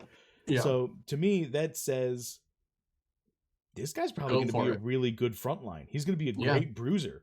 He's got perfect defenses. Shapeshifter, I just was looking at this. Shapeshifter's vitality is amongst high. the highest. Yeah. Yes. And I was blown away by that. It is on par with the warrior, and it's a little less than knight, but it's very high. Yeah, I mean, I've thought this since the Shapeshifter came out. Shapeshifters are going to be PvP gods. Yeah. Because they've got every single stat you want from someone who's going to go into combat. They've got crazy good accuracy. They've got crazy good speed. They got crazy good health. Yeah. And they've got enough strength. Right. And they've got enough luck. So you're going to be critting. They're not casting spells, but I don't think they were ever going to. So it's fine. I mean, and if they're going to go the old like druid route. Right. Or like we could do bear form for like tankiness. Right. We could do cat or panther form for like DPS. Yeah. Then like the stat spread is perfect, right? Because you could choose whatever you want, or you could choose however the hero is leveling. Yeah, you know what I mean. Focus on any of them. So in this particular case, like I'm looking at the active traits to tell me how can I get the most benefit out of the entire card. So for like this guy over here, this Paladin Ninja, he's got double Headstrong. He is not able, or basically unable to be dazed, right? It's an 80% on top of natural resistances. So it's probably going to be pretty close to 100%. And then it's got Cleanse and Iron Skin. I want this guy up front. I want this guy channeling all the time, like uninterruptible. Give me some channeled heals. Give me some that Blessing of Justice. That while channeling, all attacks are redirected here. Like that's the starting point for how I want to. Like they're telling you, like I said, they're telling you how they want to be played. Like if you're building something very specifically, then you're looking at the codex going, all right, so I want to use Furious Cleave, so I want to get as much damage as possible, so I want to use Furious Cleave with Blade Flurry plus to get a bunch of basic attacks out, get the bonus damage by hitting the front line, and then that translates to the back line thanks to Cleave for hitting P1 and P2, right? You're building something very specifically here. So you're going codex first, and then you're looking to build your traits. But if you've just got your heroes and you're looking to build the heroes you have, then you're looking at, okay, what are the actives? I've got Death Mark, Critical Aim, that's extremely offensive, right? Critical Aim makes me hit harder. Death Mark makes me hit harder. Take advantage of it. Damn. Well, that's very interesting. I honestly haven't looked at the actives like that. I mean, the actives, for all intents and purposes, I completely agree with the sentiment of like, where's the value, right? Is my value in one round of stun cast one time that could potentially be resisted? Or is my value in Last Stand, where whenever I'm brought below 20%, I'm now invulnerable for a round, right? They both only happen once, but this one happens automatically. It doesn't cost a turn to use. There was actually one thing in my mind. I want to keep talking about this, but somebody with Last Stand and Second Wind might be untouchable. Last Stand and Second Wind. Second Wind being the active elite where you heal. That's pretty good. I mean, you literally don't have to care about their hit points whatsoever, because they are going to have the Last Stand. They cannot die, and then immediately when Last Stand, they'll have a round to do their heal, the Second Wind. Oh yeah, it 100% combos. Like, which I think that's I don't know. One time I'm looking at actives is those elites, I think. Well, I mean, you're opening up a whole nother point here, which is, does it synergize? Yeah, that's right? that's a good point, yeah. Is there a combo here, right? Yeah, Like, yeah, there's a combo in Critical Aim and Deathmark. It's a 2-turn combo, yeah. but like something like what you're Well, saying, Last Stand, that automatically procs, and then I can get all that health back. That means yeah, I'm getting a minimum of 40% of my health back with this, Yeah. and healing 75% of that to all my party members. So, yeah. like, that's a really, really powerful combo, especially if it's on someone with high HP. So I also see again, the key thing is here, I'm building a team based on the passives, and then if actives work out, I'm happy. But my guy, my rare archer who has leadership and giant slayer, ideally I match him up with a team where the other two party members, either one of them has both of them, or one of the other has critical aim and death mark, where I can create that ultimate like huge hit. Yes. You know what I mean? Like that's what I'm trying to do. And also I want those guys to have a leadership, obviously, to complete up. Well, I mean, at that point, you have to remember, like, the Critical Aim Deathmark is a 3-turn combo. Right, but I mean, that's what I want to build if I'm building the like super sniper, you know? Right. And again, I'm not, and I don't care if they don't have it, I'm upset. That sucks, but like that's not my priority. It's like I'm just hoping that I can find the combination of like maybe they'll have it. That'd be great, you know? Right. I mean, and that goes back to our like, okay, where are you going first, right? Right. Are you starting with the codex first? Are you going with like, oh, here's a build for the abilities I've got in mind? What would be a really good synergistic lineup I can summon for, right? Or I think are you hitting your bag and you're just like, let's see, I want to build this guy. He's got Deathmark and Blinding Winds. Probably a really good bruiser with Fearless and Headstrong. Good frontline unit. Yeah. You know what I'm saying? Like on warrior. Right. So I'd probably go I'd probably go Juggernaut route with this guy. You know what I'm saying? Yeah, I think right now I'm looking at the passives first and then the codexes. Which I don't know if that's right. I don't know if that's right or wrong, but like I think that's definitely what I'm doing, especially with the dark summoning and stuff that I've been trying to do more recently. I think are you though? Because I mean, if you've got a priest with critical aim, Deathmark, and Giant Slayer and double Giant Slayer, is that what you're looking for? No. And I'm not, exactly. I'm going for Dark Knights for the most part. Right, which means you're starting with the Codex first. Well, all right, but all right. I see what you're saying. But I mean, like Archer Thief, if either one of those miss on the Dark Knight and like I said, like I got an Archer with Giant Slayer and leadership, I was going for a Dark Knight. I'm fine with the Archer because he is an aggressive type, class. You want to fill the role. Right, and even Thief with Giant Slayer, I'd be very happy with too. Oh yeah, big time. I mean, that one, especially that combination, I think I really like going with. They're because all three of them are DPS hypothetically. Right. I mean, I don't know Dark Knight, but I think Seer with Giant Slayer is going to be like a sleeper DPS too. I mean, Seer is tough because there's the whole track that's like, don't do any damage. Right. But Sergeant Filthy McNasty says, why does it feel like no matter what I'll do, I'll always lose to Wowee? Sergeant, let me tell you right now, I am not going to win all the time. I'm competitive, sure, but I make so many mistakes. It's not even funny. It's the whole reason why I can even think along the lines of like, double Giant Slayer versus double Clutch. What's more reliable? Right. How can I like the whole reason why I'm like putting myself in these situations is because I have lost for so long and got so sick and tired of it. Yep. I was beaten into submission. And I mean, if we're going to talk about like MMOs, like I played PvP in World of Warcraft hardcore. And I mean, really? Oh yeah. I was losing all the time because my gear just wasn't as good. You know what I mean? Yeah. So I had to make it work. So my tactics, you'd think like, okay, it's really just ability versus ability and positioning most of the time, right? Yeah. So if you've got bad gear versus someone with good gear, the person with good gear wins, period. It doesn't matter what you do, doesn't matter what tactics you use, you're going to win. However, there's something I can control that the other person can't, and that's my position, right? So if I'm playing a melee class versus a caster, I go behind them. Right. Yeah. And I'm just like literally playing in their character's like model. They don't know what direction I'm gonna go. I'm trying to frustrate them because I'm leveling the playing field. I'm playing cheap because I got cheap gear.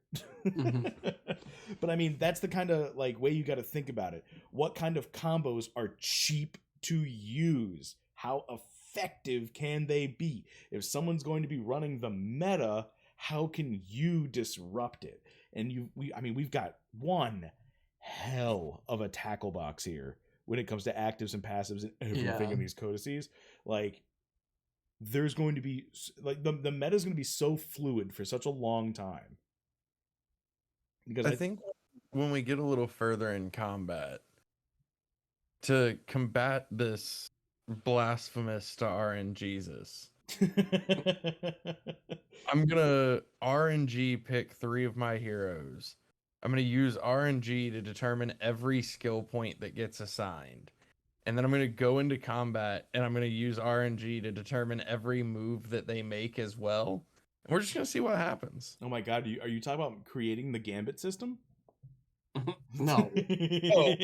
No, he's talking about just him just losing Of very course. fast. Well, I mean, like League has something like this. It's ARAM. I believe in RNG. It'll come through for me. Yeah, I mean, like you got all random, all mid from League of Legends. Like ARAM's fantastic example of like, let's just see what you do with what you got. ARAM is a blast. Have you ever? Earth is also a lot. Oh yeah, Earth is. I come back. Like I don't play League that often, but when Earth's around, I come back. It's just so stupid. But so Bolon, what do you think about this whole debacle? Debacle. I think it's a debacle. It's a debacle. There's the whole thing's a debacle, right? So which debacle? Which debacle? Which debacle? So when it comes to I mean, we could talk about gearing towards the future, right?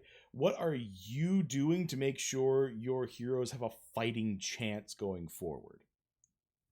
Without revealing anything. Yeah, without revealing anything, and while also revealing everything.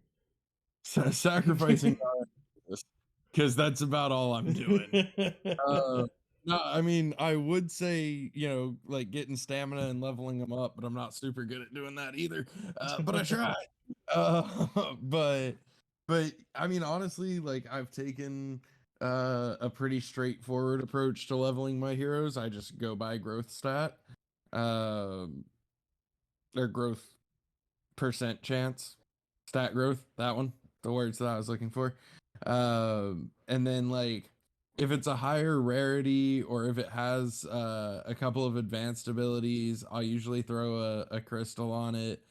But I usually don't crystal the highest stat because that one already has a guaranteed point. So I crystal the second highest growth rate. And yeah, kind of hope for the best and accept that, my future entails buying the best PvP heroes because I'm not going to make them. I mean that makes sense. You know what I mean? Like that makes perfect. Would you say crystals are worth it? I mean, if used strategically, I definitely think so, yeah. With ultimate strategery.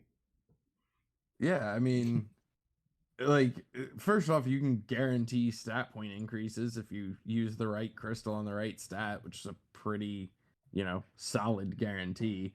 But like I said, I like to do it on the secondary ones because I mean, a lot of times, like your primary stat growth is 80%, right? Like, yeah, how much is the plus 15 really going to help out? Right, like odds are already pretty good. I'm either hitting it or I'm not, and it's already guaranteed 1 point because that's what I'm putting the blessing on. No, wait, is that the blessing or is the blessing the other two? I don't remember, but y'all know what I mean. I know exactly what you mean. What's the name of each of them? Whatever. Yeah, that one's already getting a guaranteed, and it has an 80% chance, right? Like 80 versus 95, whatever. I'll take the 80. Then I look at my second one, and it's like a 70% chance. It's like, 70 to 85. I mean, that's from barely passing to a mid B. It's pretty good. So a lot of times I'll throw one on there. I don't crystal every hero, because I like crystals are worth it for functions. My fighters are, or ideal fighters, are going to need better stats. My jobbers, they'll come back with loot. Yeah. They're like, I'm not, like I said, my end goal is not to be the best of anything in the game. So like that includes the best gatherer. If your entire strategy, like you like grinding loot and selling it, that's fantastic. We need those people. They keep the ecosystem moving. Mm-hmm. Yeah, you might crystal your jobbers because that's your focus. But anything, usually I try to do legendary or mythic, but every now and then a rare slips in there because it looks cool and I like it. So I'm like, yeah, you can get a stone. Worth it. And then really any hero with multiple advanced traits of advanced genes skills gets it. I don't know why I can't think of words. Sorry. It's that wall at 11 o'clock, and it starts to hit everybody. Mm.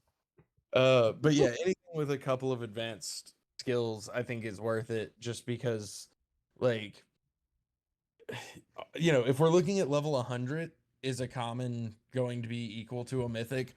Probably not. Like, the RNG would have to be real good on that common and real bad on that mythic. Yeah. But if we're talking, level 30, level 40, yeah, they might be able to compete. That's a really good point. I've had this question like burning in the back of my head for a long time. Like, we know that Workhorse, like, his favorite class is Paladins, and we saw that crazy move he made where he burned 2 mythic Paladins to put a stone on them. And Yeah. we know that Hubert's favorite class, obviously, is Monk. Bolon, which ones are you? What's your favorite class? What's your favorite class, and which one would you sacrifice 2 mythics of to put a stone on? My favorite class is without a doubt Dark Knight, and I would never sacrifice 2 mythics. Wow. Like, I own 2 mythic heroes. One of them I summoned, one of them I bought. The one that I summoned is a Dark Knight. It is my pride and joy, and I don't think I could do it. I totally get that. The first legendary I ever summoned, which, I mean, it was insane to me. It was the first legendary I summoned that wasn't a basic, and it was the mutation. Like, everything worked out. It was a 5/5 Dark Knight with a stone on strength, and like, it was just perfect. And it's my favorite, and I'm never getting rid of it. Beautiful. It's just incredible.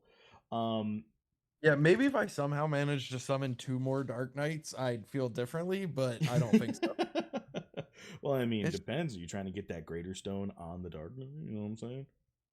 But then I don't have it. Like, I totally get it. Like, that's your baby. It is. I can't dark summon. Like, you saw me do my first. You were here the last time I did my first dark summon. I've not done another one. It hurts. Oh, see, I'll burn. Oh, I love it. Every day. I've become addicted. Yeah, can't I'll do it. burn other heroes all day. What's the best thing you've gotten? Great. I hit a mythic warrior with 2 advanced that I sold for 2,900. Nice. Yeah. I hit the rare spell bow Nice. with a lesser dex stone on it. And it had blue dex too, so like the dex is like 93 or 95 or something insane like that. Hell yeah. I got actually this one I posted on, and actually I'm curious on your guys' thoughts. It was a rare summoner summon that I technically missed. Like, I didn't get the sage, but it ended up being a rare ninja, pure ninja. Like the recessive was a ninja as well. And I've posted it online, and I posted it kind of high. I think I posted it like 400 or almost 500 crystal. And I'm curious on, and in no summons, so it's like it's not doing much. Curious on your thoughts on a pure ninja or those, like, I mean, it's got to be for dark summoners only. No one cares about. No. It's not, the subclass isn't ninja. The recessive is ninja. I don't know if you're looking. You're not gonna be able to find it that way. and actually it's on my bot wallet, so I don't know if it's actually posted right now. Let's see. Yeah, no, I don't think it's. I think it's questing currently because it's a gardener, which sucks. Darn, I was gonna find it and be like, scoop. Yeah. Well, I mean, is that something that you think has value? Is that recessive ninja, even though it's you know, I don't know how much. 100%. You have a better shot at getting the. Yeah, that's true. You just purely have a better shot at getting the Yeah. mutation. I do Yeah. have to retract my statement a little bit. I've gotten a rare Dark Knight, a rare Ninja, and a legendary shit. out of it. So actually, I've done better than I realized. Oh my god. That's ridiculous. How dare you? I've gotten an uncommon monk. Yeah. I own 19 Dark Summoned heroes, and that doesn't include the ones that I've thrown back into the pit. So, which is many, a lot. Let's see. I like to chain Dark Summons and just keep going. That's what you're supposed to do. That's how it's designed. Yeah, like, oh, I got a hero. That's not what I was after. Do it again. But also, like, so much of my hero stable is related that they have to go in the pit. Like, I forgot you could burn the you related can't summon ones. them. Yeah, I got a crap ton of 10/10 Archer Thieves that I can't summon together, so I just burn them together. Wowee, I just sent you the ID number on the guy that I want to talk about. Gotcha. The ninja. Because I feel like it has value, but like I don't know. I don't know if people are people looking at like recessives like I am. I don't know. I think a lot of the times people are, but those are the people who are specifically summoning. Some people are just being degens and they're throwing, a Dread Knight in with a Mythic Wizard. Yeah. So with like yeah, getting it somehow. I know. So he's pulled now because he was what is he, a minor, whatever. Again, he's on my bot account. Old enough. That was a dumb joke. But yeah, I feel like this was quote unquote a miss because it was a rare ninja and a rare summoner, and I didn't hit Sage and it didn't increase in rarity, but I still think this was a pretty solid. Yeah. Yeah. I mean, it is woodworking with a matching element. So. Oh right, yeah. Like this gives you a really big opportunity right here. Oh, Catch the Ride, thanks for following, bro. Glad you could stop by.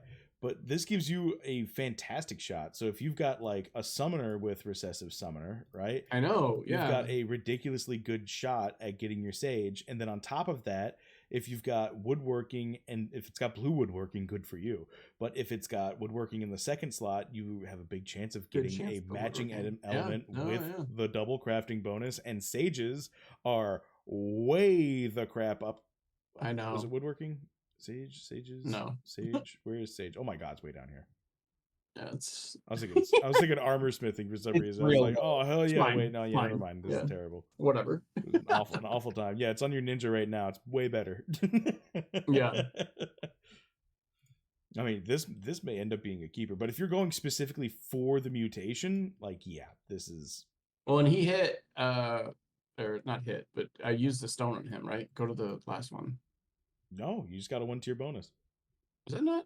Oh, I'm thinking of a different one. I've done a lot of these now recently. Short-term memory loss for dark summons. Whatever. I mean, a lot of them. A lot of them get burned immediately. Like, do we know what the highest gen is right now? Yes, 70. It's 70 plus, I think. Why wouldn't they just stop at 69? I know. I tweeted about this. What an opportunity missed. The Gen 69 got burned immediately. Wow. Not even memed. Don't let your dreams be memes, man. Let me tell you. That was literally my tweet. Was that really? Yes. Oh my god, man. We got like the same brain. I swear to God, like you use it sometimes and then I use it sometimes. Fair. Yeah. Well, not most of the time for me. Oh my god. Let's see. I did have some more questions. Specifically Bolon. Champion program. What's going on with that? Ooh, interesting. I was gonna do some dark summons. So making me come back. Sorry to tear you away, but Yeah, no, champion program. That was the question. I mean, at the moment, kind of nothing would be the short answer. Primarily just from a dev standpoint of, obviously like NFT rentals need a lot of security around them to make sure that the rental doesn't become an acquisition. so what is the champion program? Oh yeah, okay, there we go. We can go back a little. For people who don't know what it is. Yeah, I guess it is something we haven't talked about in a while.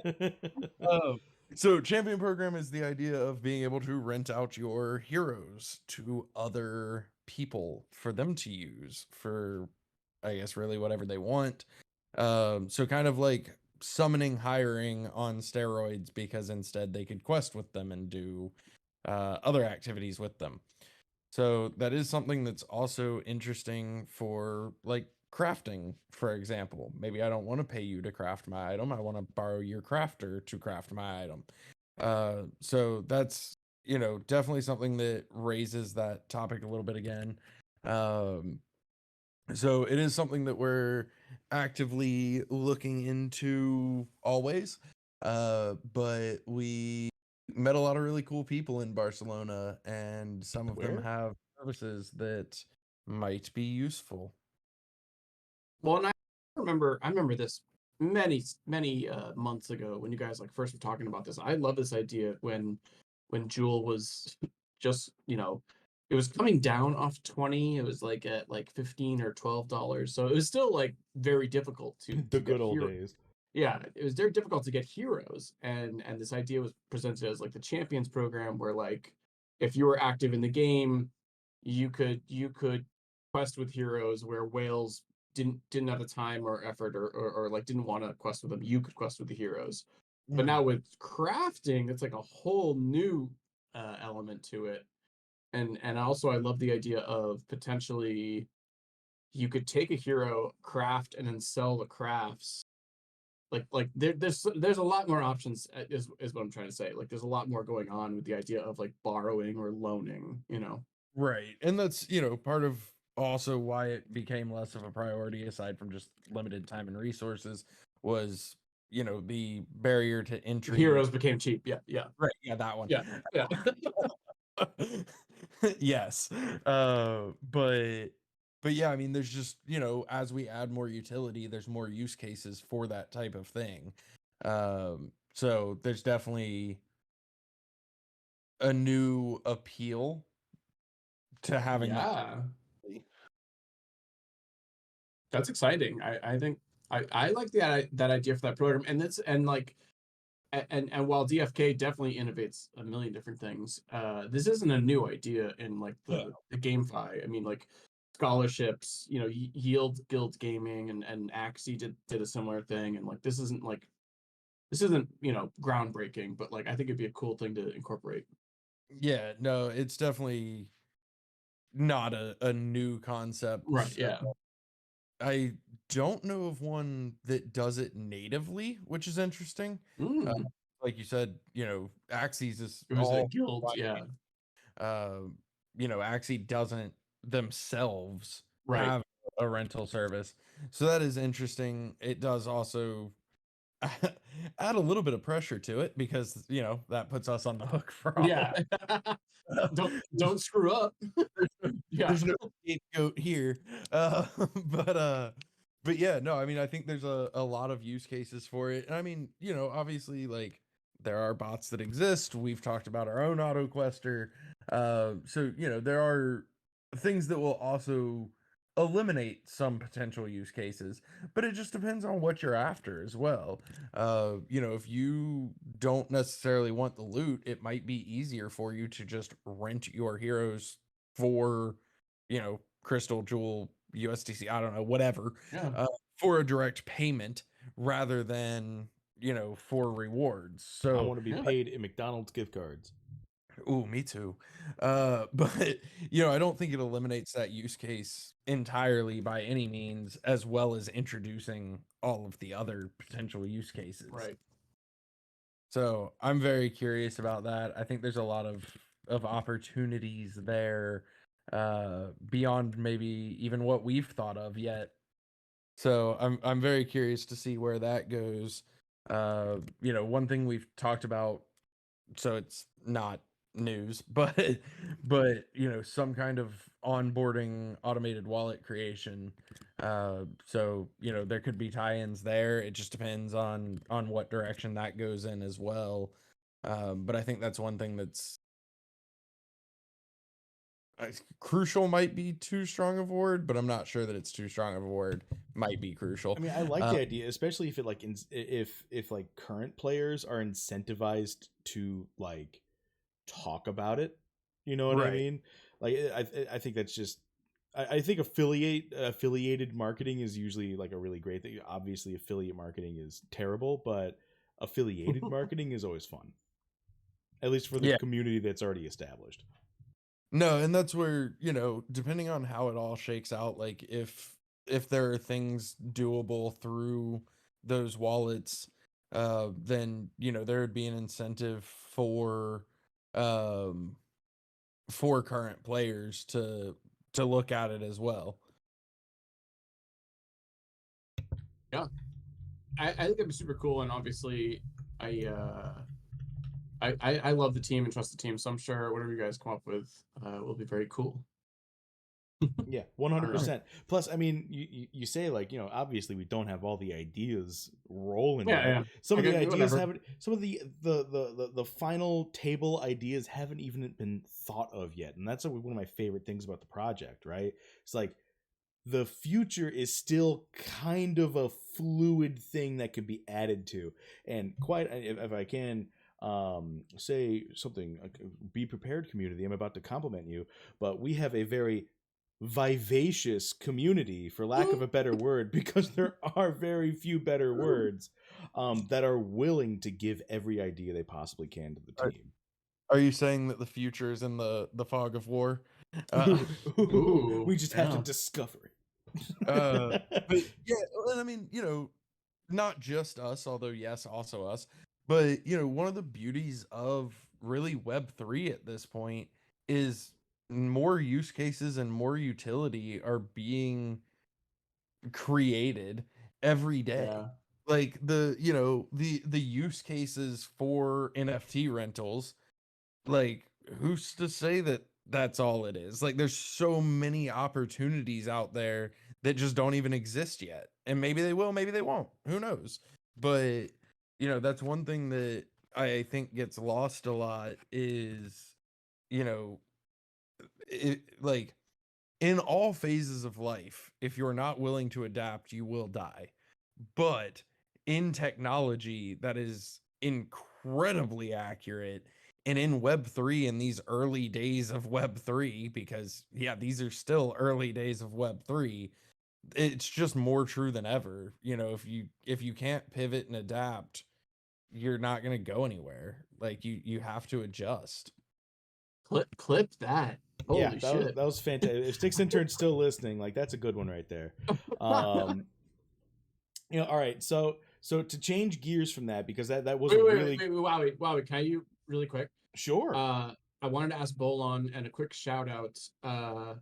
Crypto Grady has been doing a bunch of beginner videos. Yes. Bolon, have you seen those? And any thoughts on those if you haven't or have not seen them? You're gonna make me admit that I haven't seen them yet, aren't you? What? Oh my goodness. I'm gonna be completely honest. I haven't seen it either because I'm waiting for all 10 of 10 to be done. I want to. Yeah, he is on. He's only on like 4 of 10 right now. So. Right. I view this the same way I binge any AAA media material. I wait for the whole thing to come out before I binge it all. There That's you go. what I was doing too. I'm sorry, Grady. I love you. It's not. It's not about not like. So many times I've gone to click on it too, and I'm like, no. Like I need to see it in the continuity. So I also have not seen them yet because I was waiting for all of them to come out. Yeah, fair. Yeah. Waiting for another episode of something like legitimately kills me on the inside. Right? Like, it's just gonna drive me nuts. Like, but when's the next one? And I don't want to be the guy hitting Grady with the win, you know? So yeah, no, I have seen that he's creating them. I am very excited about them and excited to see them and watch them. I know they'll be great, but no, I have not consumed one yet. Thanks for making me admit it on a live stream.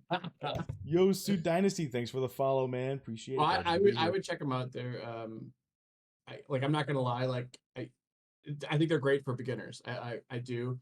I'm watching them. I'm like, oh yeah, that makes sense. Yeah, I know that. Yeah, All right, I know that.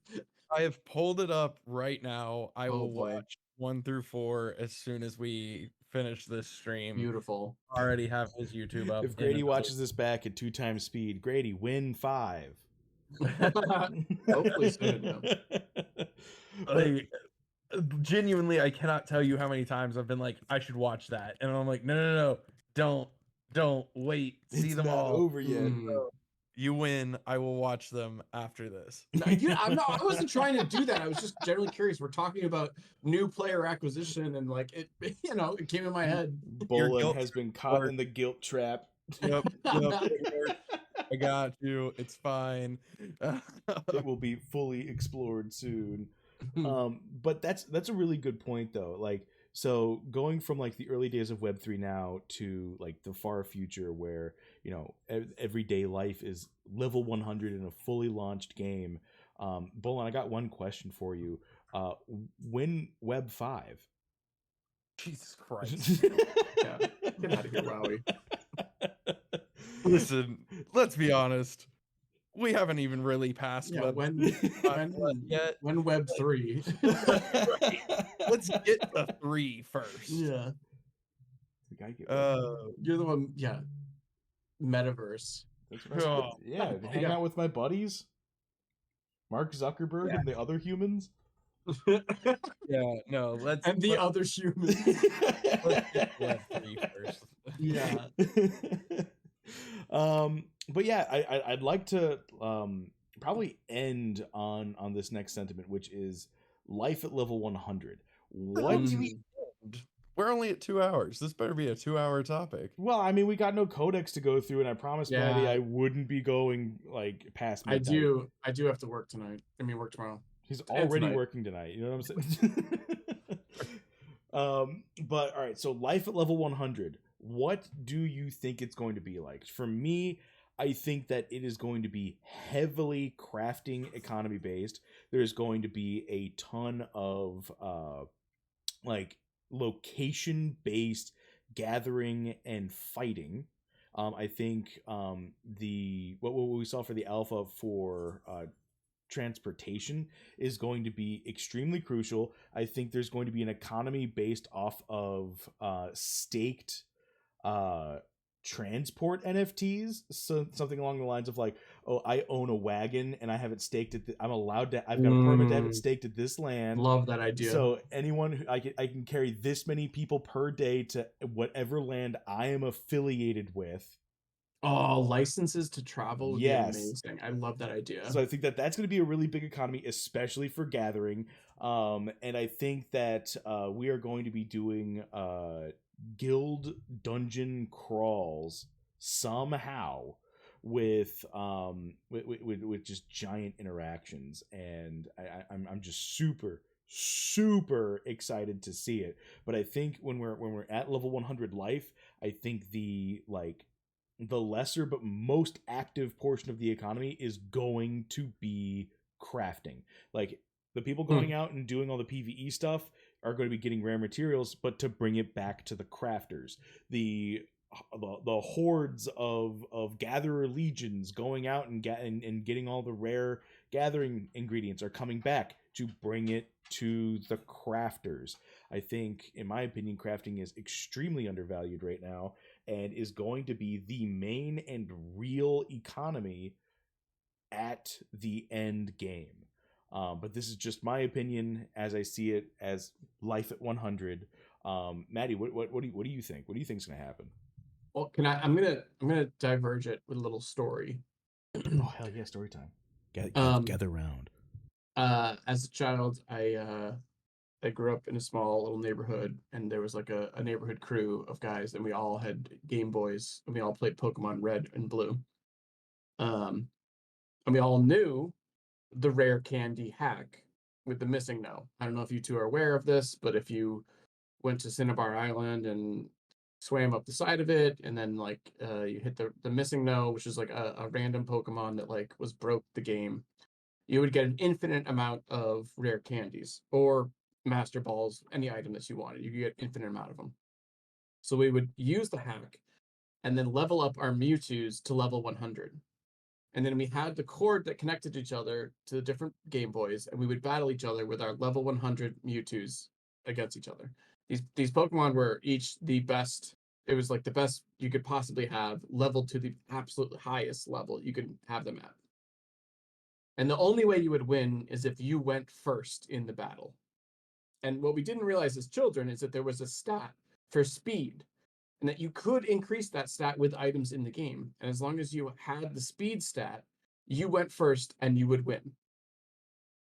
This is how I envision level 100. Is there's going to be something that we don't realize that if you have it, you're going to win automatically.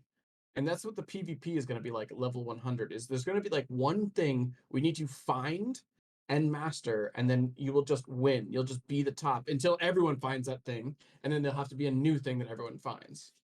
And that's what I think level 100 is going to be like. Yes, all the stuff about you were talking about, the economy and the equipment and stuff like that. Like, Stuff. yeah.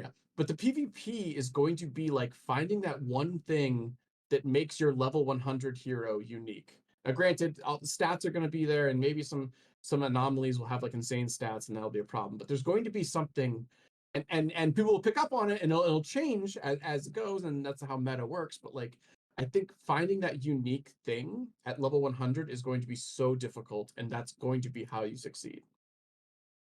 And end of my story time there. I have I think that was great. proposal that's partially based on Maddie's story. Add have a what? A what? Pokemon to the I have a game. proposal. Yeah. No, not that, because it would get us sued into oblivion. I Yeah, mean, yeah. call them something different, like Digimon or something. Yeah. Like I'm pretty sure that's what they're called. But no. My proposal is a very simple one, and I think this has a lot of merit to it. And I'm going to take this to Hubert tomorrow. Mm-hmm. There can only be one level 100 hero.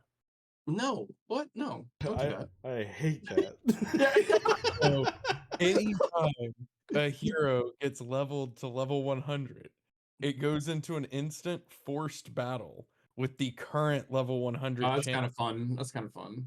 And one of them loses and dies and is burned.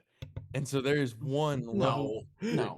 champion. No, I hate this. There I can hate only this. be one level There 100. can only be one.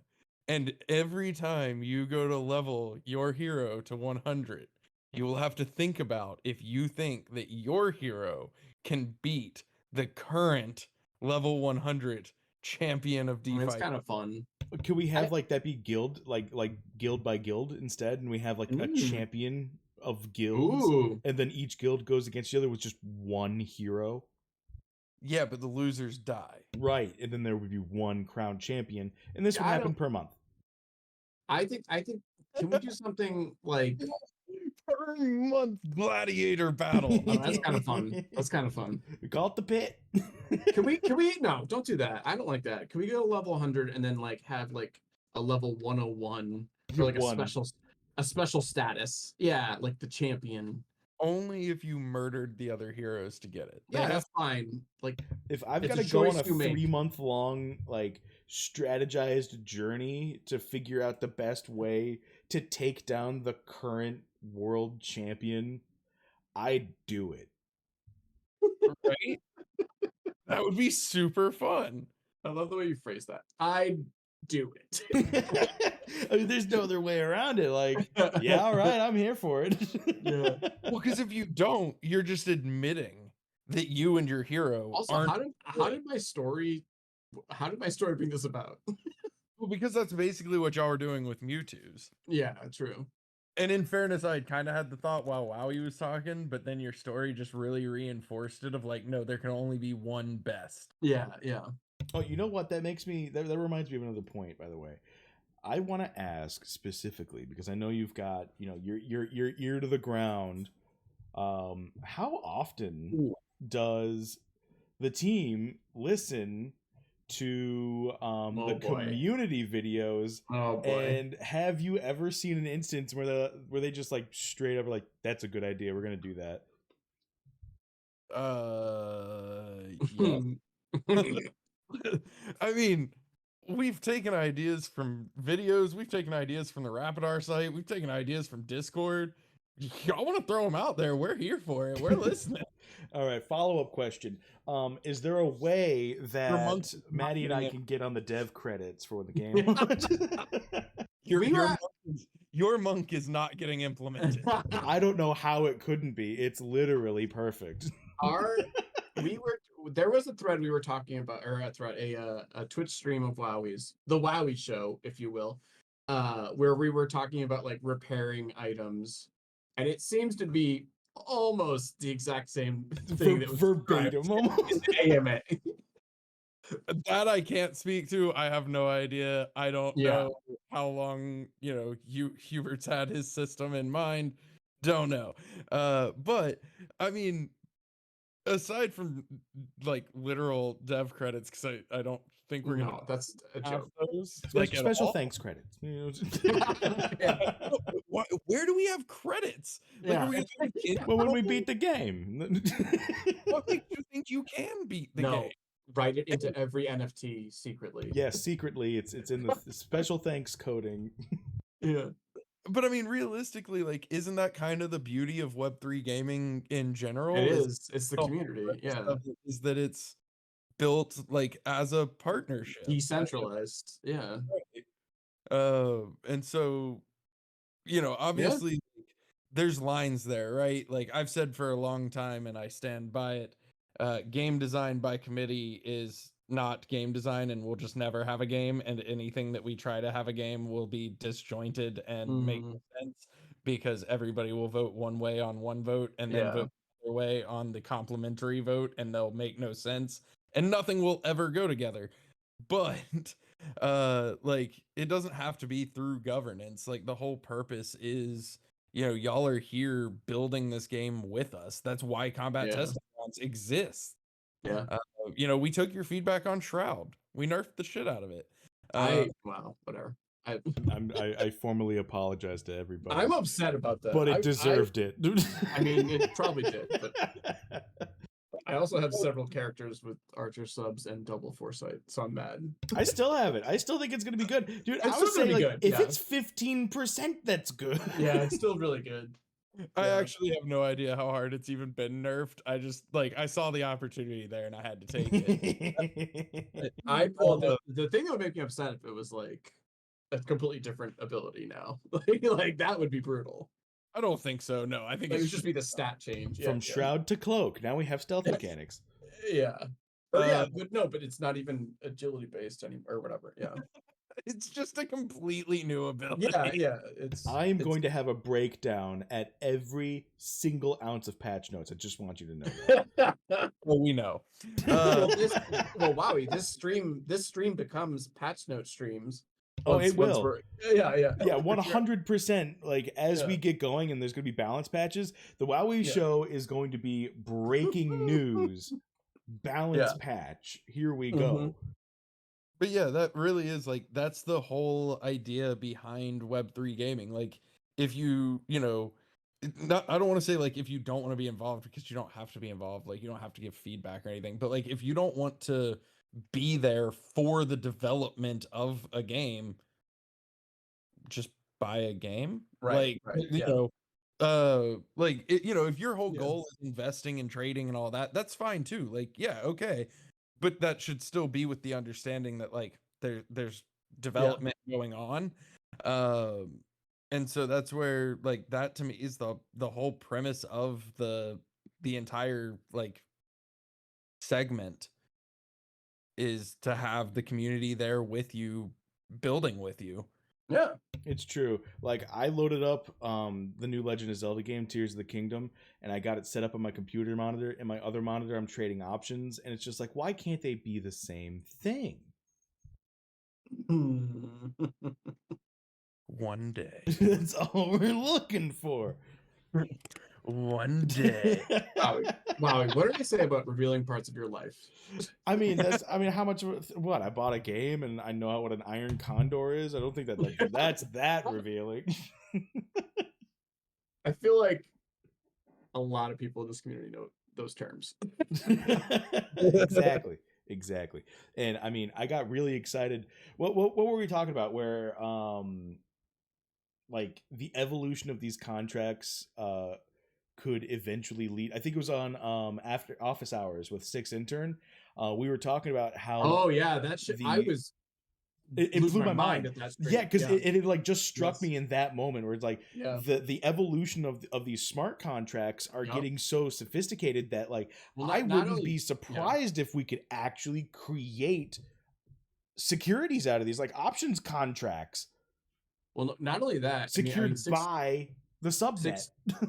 Six Intern was talking about like titles, like real estate titles, like real property titles being printed on the blockchain, and then also in the same context, and Bolon, I'd love to comment on this, of like, I don't know many other, I mean, I'm sure it might have existed somewhere else, but I don't know anybody else who's done the attaching NFTs like you guys have done with the pets to the heroes. And he was talking about potential like real life instances where like if you have a real estate property title and you need to attach, say, a lien or an easement on the property, like adding another NFT onto that NFT, like DFK, like it is potentially, I mean, it's a bold word, but like revolutionizing like how you do those things. And granted, it's in the world of GameFi, so like it's going to be a long time before Yeah. real property Before we're at the titles. title office and they're like, okay, here's your Yeah, closing exactly. documents are signed, here's your keys, and here's your ledger. But hypothetically, it's the same process, and it's the same idea of right now, all 50 states right now have different systems on how they like process real estate titles, and like that's why there's an entire industry of lawyers who make money off of it, because it's like kind of insane. Not insane, but like it's just it's disjointed. Yeah. And It's, like it's also like the only reason to move to Florida is because it's really easy to buy a house here. yes. We And- don't and really believe in laws here. Yeah, They're just loose suggestions, really. But the idea, I mean, but this is sort of like that dream of like blockchain technology, like revolutionizing how we like do like kind of basic things. And I think Even something as simple as building permits. So I mean, yeah, you buy a Right, house, yeah. your mortgage company has a lien against it, fine. yeah, But, okay, I own my house. I need to get, I'm having an addition built. I need to get a permit for it. The county sends me the NFT that's a permit for it. right, yeah. Holy shit. I love it. There was somebody at Summit that was on the panel with somebody. I think they might have been on the panel Fox moderated. But I mean, that's basically like that's what they're trying to do. And so like they have lobbyists in DC like that like they're actually trying to like Interesting. do this to where you could have property dealt off of NFTs. And so you could, make your deed an NFT, your mortgage company puts a lien against it. And that's where like not only the like tying two NFTs together, because yes, that is a part of it, right? Because like so there's two different approaches in my mind. One of them is attaching, combining, whatever you want to call it, and one of them is delegating. So rather than having an NFT attached to instead of having a lien attached to my property deed, what if my mortgage company owned the property deed but had it delegated to me? And so I had permissions on that deed to get permits, to prove that I own the house, to do whatever else. But what I didn't have permissions to transfer the NFT. Right. Kind of like in real life. I can prove I own my house, but I sure as shit can't sell it without telling the people who actually own it. But also, do you, or do you own the right to the profit when you resell? Very valid Same, point. I mean, same thing though with the NFT Yeah. though, hypothetically. Yeah. Right. And so if my mortgage company owned the deed, because effectively they do, like Mhm. today in my real life, effectively they own the deed. Yeah. I don't own shit. I just live here. But they own the NFT, but have it delegated to me for proof of quote unquote ownership, Right. but with limited permissions. Or the flip side of that is, okay, that deed is delegated to me. I get a permit. I'm having an addition built. That NFT would be combined into the deeds NFT because that record should exist permanently. It doesn't matter if I sell the house to somebody, they should still have the record from where that addition was built, that it was permitted. Wow, I said that word weird. It's just but It was pre-minted. yeah, exactly. Well, no. It's leveling up. It's leveling up your hero. Right, you're Yeah, leveling they had to up. mint that edition. Yeah. It's an upgradable NFT. Yeah. And so I think there's actually a little bit of both between combining and attaching NFTs and delegating access. Because with the system that we have right now, if I own the NFT, I own the property, right? Like Sure. unless you can attach the lien NFT to it beyond my control, which as far as I know of isn't really possible right now because it's in my wallet, I own it, I get to control it. So that's where I think the delegating side could actually come in very interestingly and kind of resolve that. I see what you mean. Yeah, I really like that potential. Yeah, there'd have to be some sort of weird scenario where it's like the registry of deeds has everyone's private keys. Right. And it's like a closed system. It's like a closed loop where it's limited. But they could get weird. I don't know. Also, who regulates that? How is it public knowledge? Yeah. I'm pretty sure we're all good because we don't trust the government. So Yeah. I'm not giving our private Yeah. keys. I don't know what you mean, Bolon. I I trust the government implicitly. Listen, the IRS is the greatest department to ever exist. They never do anything wrong. No, they've never done anything wrong. Wowee, I can see you winking. Can you see me sweating too? but I mean, imagine I'm just gonna imagine Chase Bank, right? Chase Bank has a single wallet that owns every deed to every house that they have a loan out on. Good God, could you imagine if someone breaks that private key? I know. Yeah. But then that deed is delegated to the individual who holds that mortgage. Right. So I mean, they're not needing to So really. then you still. So if you need to put a lien, or even like a not necessarily like anti-consent stuff, like even easements or like stuff where you agree to stuff being added to it, you still would have to go through the bank, which you still have to do IRL right now, anyways. So so you'd go through the bank and be like, hey, add this NFT to that NFT for X number of months or not, or permanently, whatever the case may be. Right. Man, that's fucking cool, man. Our society's so fucked. It's never gonna happen. Yes. Sergeant Philip actually says you would miss DocuSign. Said no one.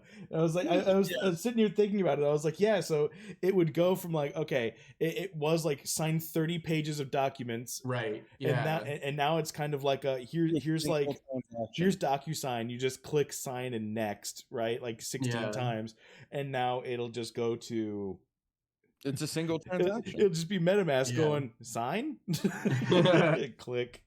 Well, and imagine. So I don't know if y'all watched the stream with RBL that I did. Part of it, yeah, that was actually interesting.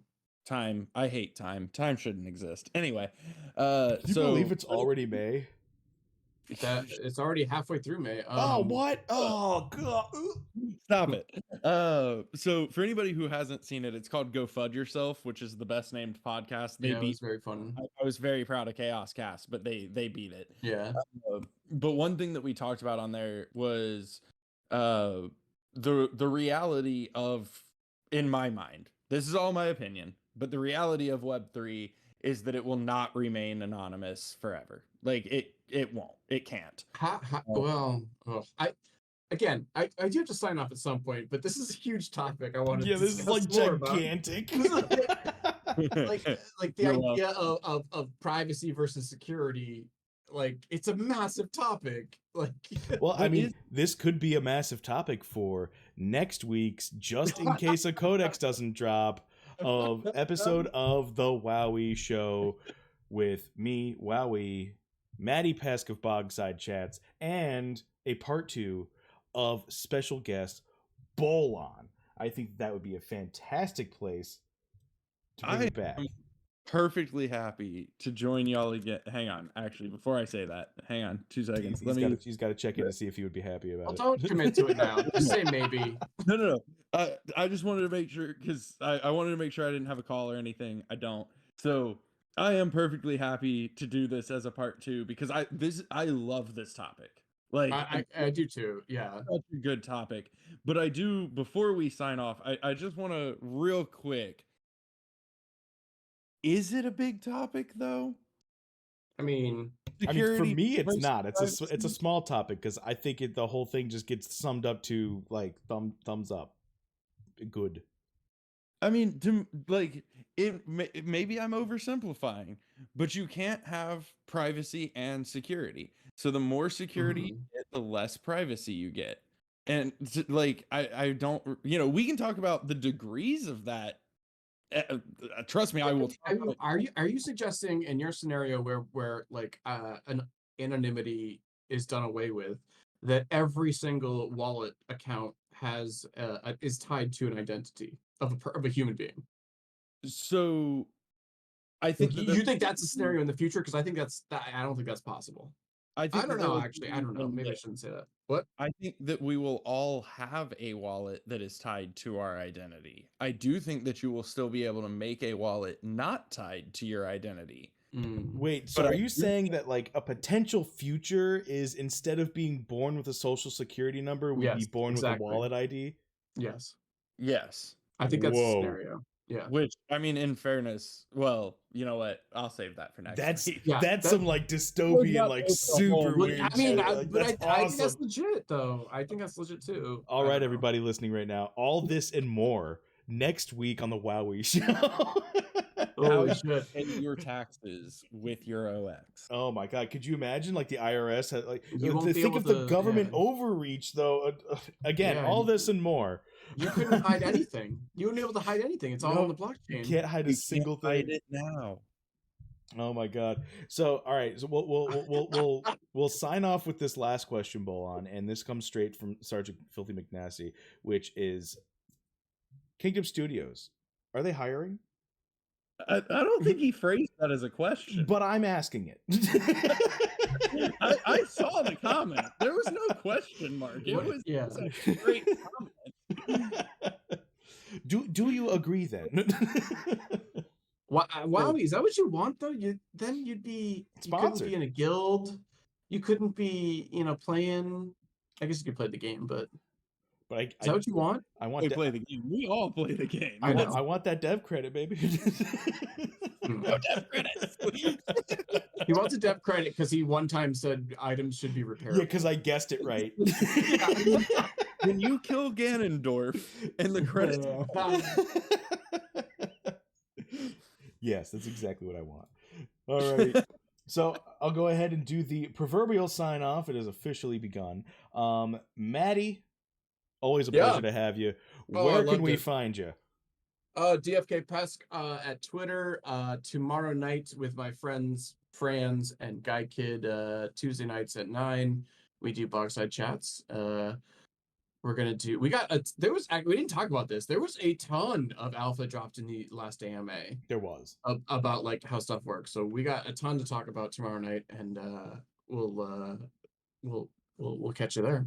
And I will definitely be tuning in. And I mean, if you need a fourth box to be talking, I can already pre-commit myself because I'll probably forget what I was going to be doing tomorrow anyway. And a pleasure, as always, to have our patron Discord saint, Bolon. Bolon, you got a message for anybody, our 11 viewers that are watching right now, and our several dozen future viewers from YouTube that'll definitely make it this far? I liked my opening title better. The Cutthroat Casanova. No, if anybody for some unknown reason wants to talk to me, Discord is obviously where I basically live. Bolon Soron. Twitter is Bolon Soron _DFK, and no one else invites me on their shows, so I'll be back here next Monday. Hell yeah, exclusivity. That's how I like it. Everybody else learned their lesson. Wow, he keeps coming back for more punishment. I can't help it. I enjoy it. Give me another challenge. Bring on the complication. Okay, here's another formula, Wowee. Yeah, no, don't even get me started. I will not go to bed. But for everybody out there, thank you so much for tuning in. I will see you all next week, and this is a promise already because I'm totally going to follow through with this. I hope you all have a great rest of your week, and please tune in tomorrow for Bogside Chats. Oh, thank you. Yeah, another additional shout out. I'm trying to be a bit more official with these, and also tune in on Thursday nights at 11:30 EDT Eastern Standard Time for Mythic Squad streams because they usually go over some similar really good stuff. So if you can catch everybody, you'll be fully in the loop. But until next time, this is Wowee out. I hope you all have a great